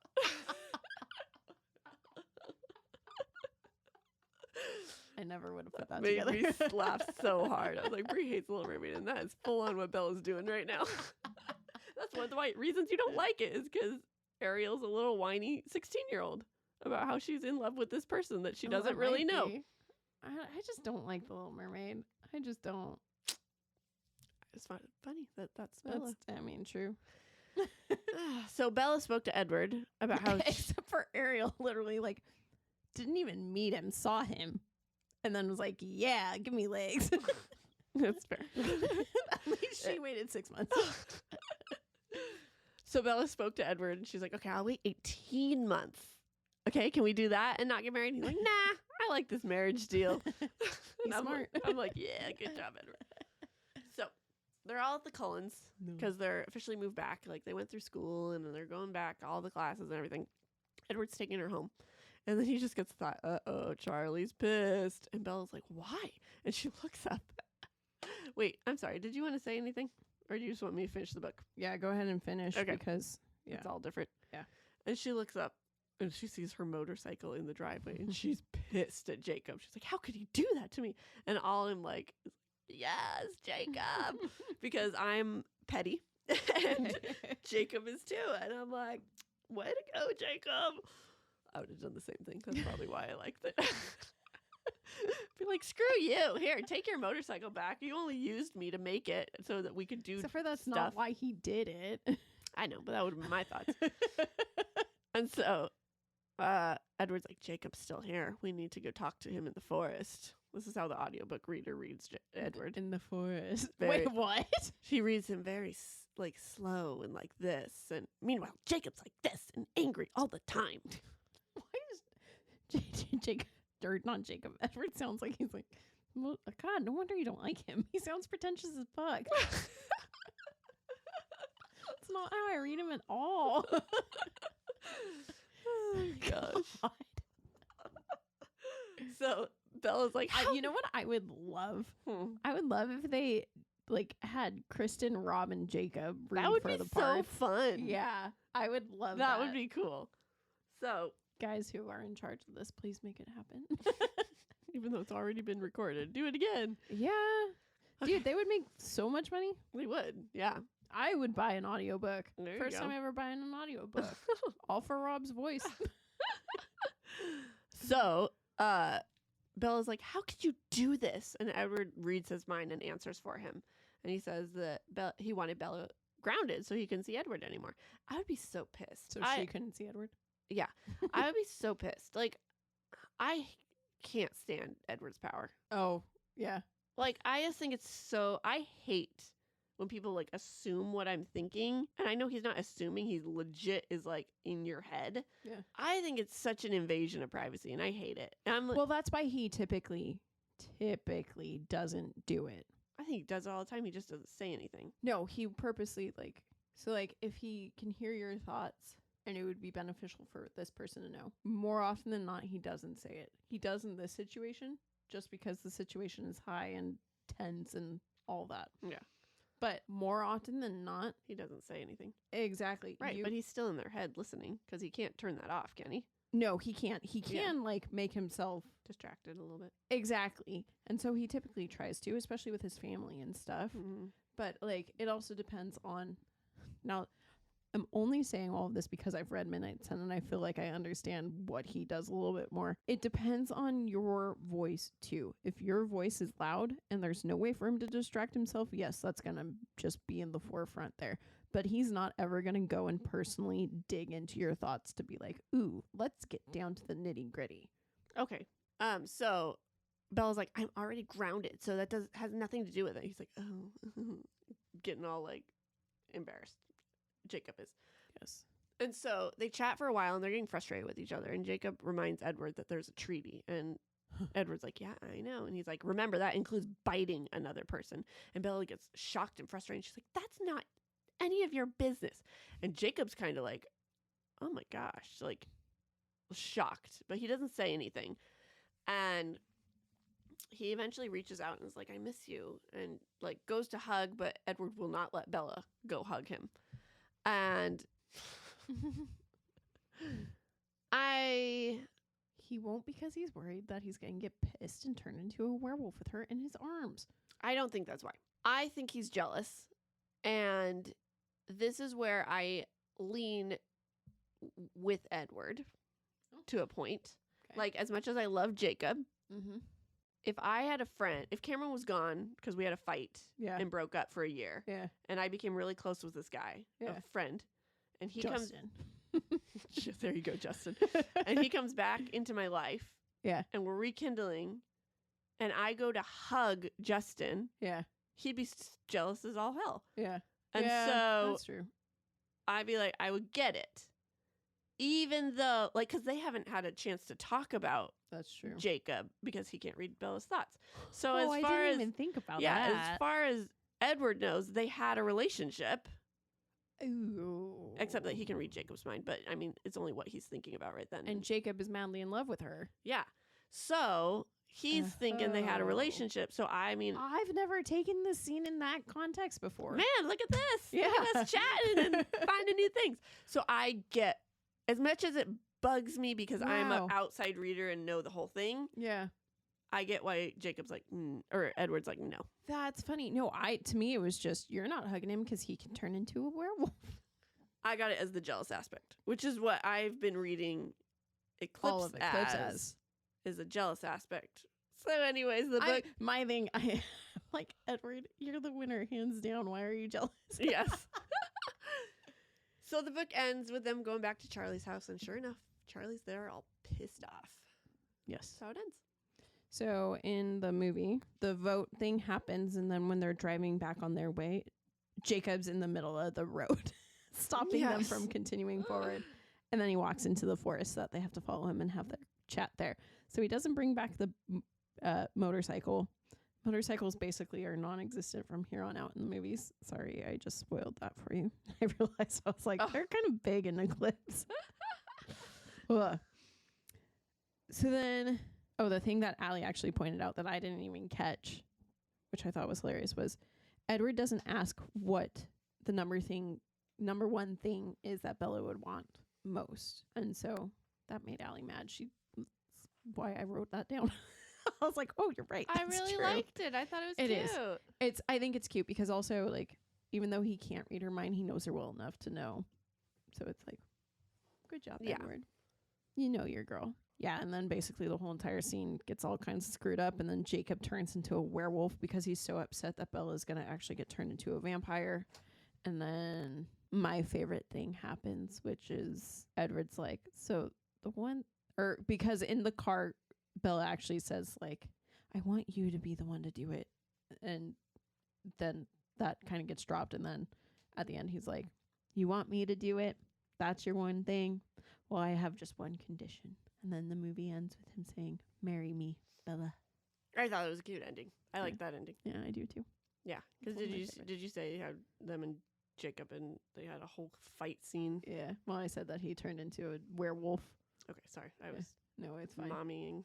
It's fine. Okay. I kind of like breezed over it. Okay. Because there's just so much different with this ending because there's basically a whole fight between Jacob, Edward, and Bella. And it boils down to, first off, the fact that one's a vampire and one's a werewolf. And then to the fact that Bella wants to get turned into a vampire. Yeah. Because Jacob finds out. Yeah. Right then. Right. Yep. It's not a hinted at. Yeah. It's not that's not any of your business. Yeah. It's well, what if I choose it? Yeah, exactly. Anyways, but that was it. And then he asks her to marry him, and it makes me so happy. So cute. Oh, yes. I know. I did like that ending actually a lot better. Yeah. Yeah. Yeah. Because I feel like Stephanie Meyer doesn't have, like, she ends it, but it's not like cliffhanger endings. Yeah, that's true. Mm-hmm. That's also just such a cute cliffhanger ending. Mm-hmm. Except for her little... Yeah. I'm like, girl. When someone as good looking as him is proposing, say yes. Sure. When some of you actually want to spend eternity with is proposing, say yes. Yes. Okay. All right. IMDb cast 56 people for this movie. In this movie, we're only going to talk about a few of them. Kind of like what we did with Harry Potter, which we already explained. We're breaking them up. Yeah. So first and foremost, who do we got, Alli? Gil Briggerman is Birmingham. Sure.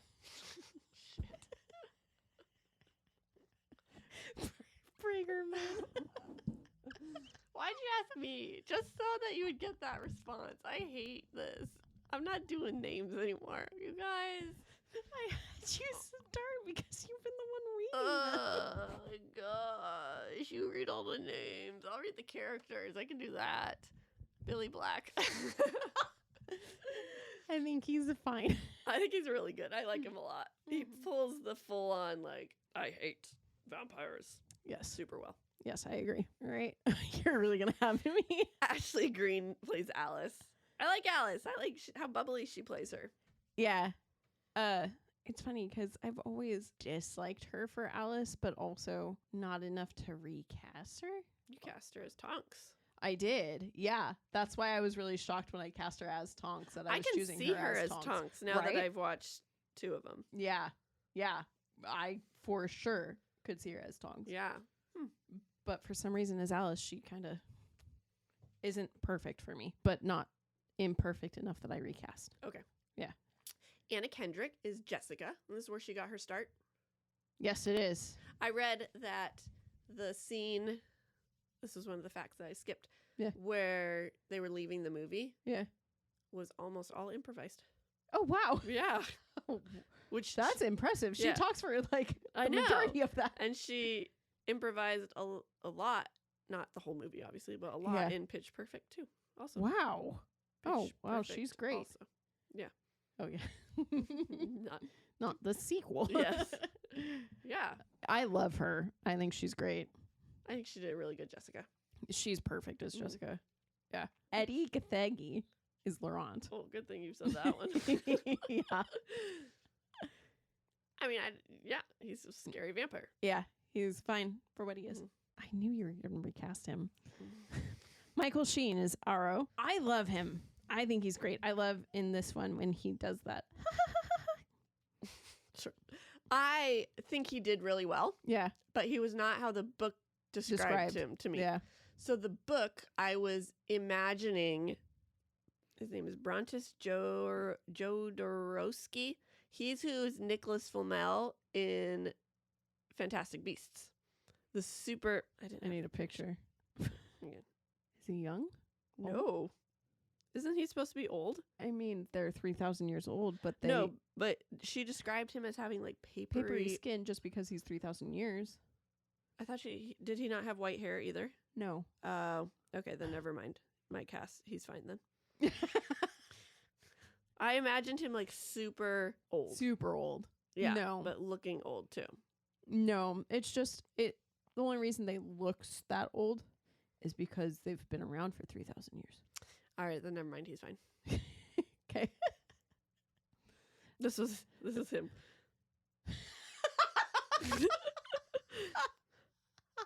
He looks super old, right? He does. All right, I'll keep him, I guess. He looks like he has papery skin, though. He does, yeah. But then my question is did you recast both of these? Nope. Because they all have that papery skin. Oh, she only went on and on about the Aro guy, so. Okay. No. Jamie Campbell Bower is Caius. I love him. I mean, they weren't huge in this movie, so I didn't pay much attention to them. Which is funny because this is the hugest that they are. Yeah. Okay. Yeah. So, yep, they're fine. Yeah.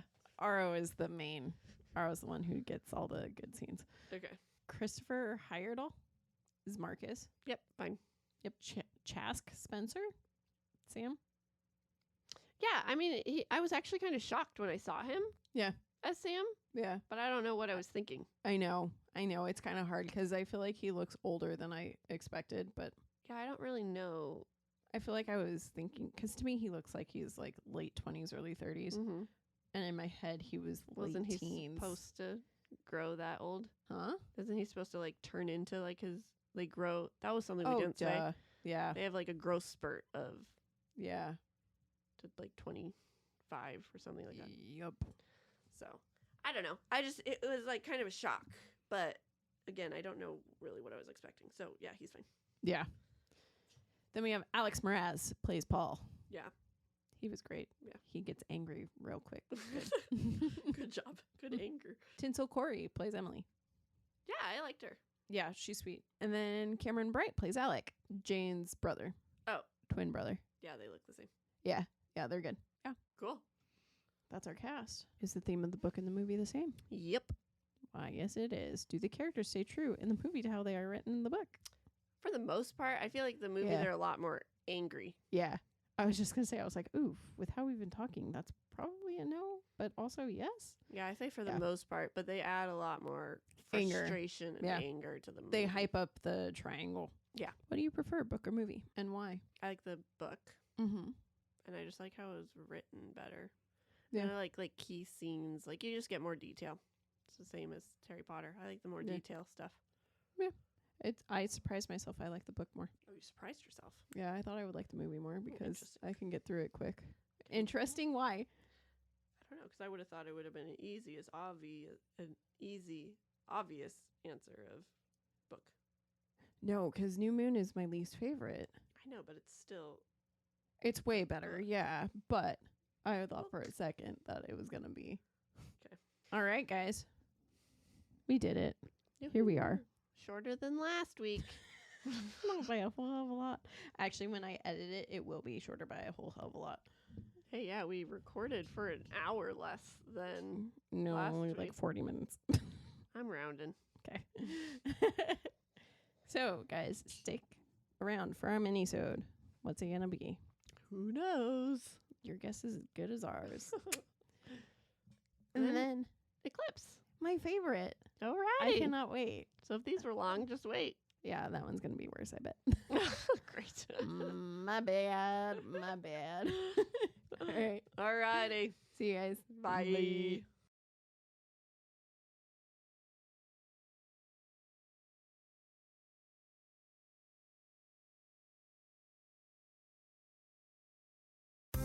Thanks for sticking with us. We hope you enjoyed it. If you did, we would greatly appreciate it if you subscribed, rate, and reviewed. You can also follow us on Facebook at Offscript, Instagram at Offscript Podcast 21, and TikTok at Offscript_pod. Shoutouts to Madam Ashen Creations for our adorable logo art. And Adam Daniel for our incredible theme song. And to Creative Cinephile Productions for producing our podcast. See you next time.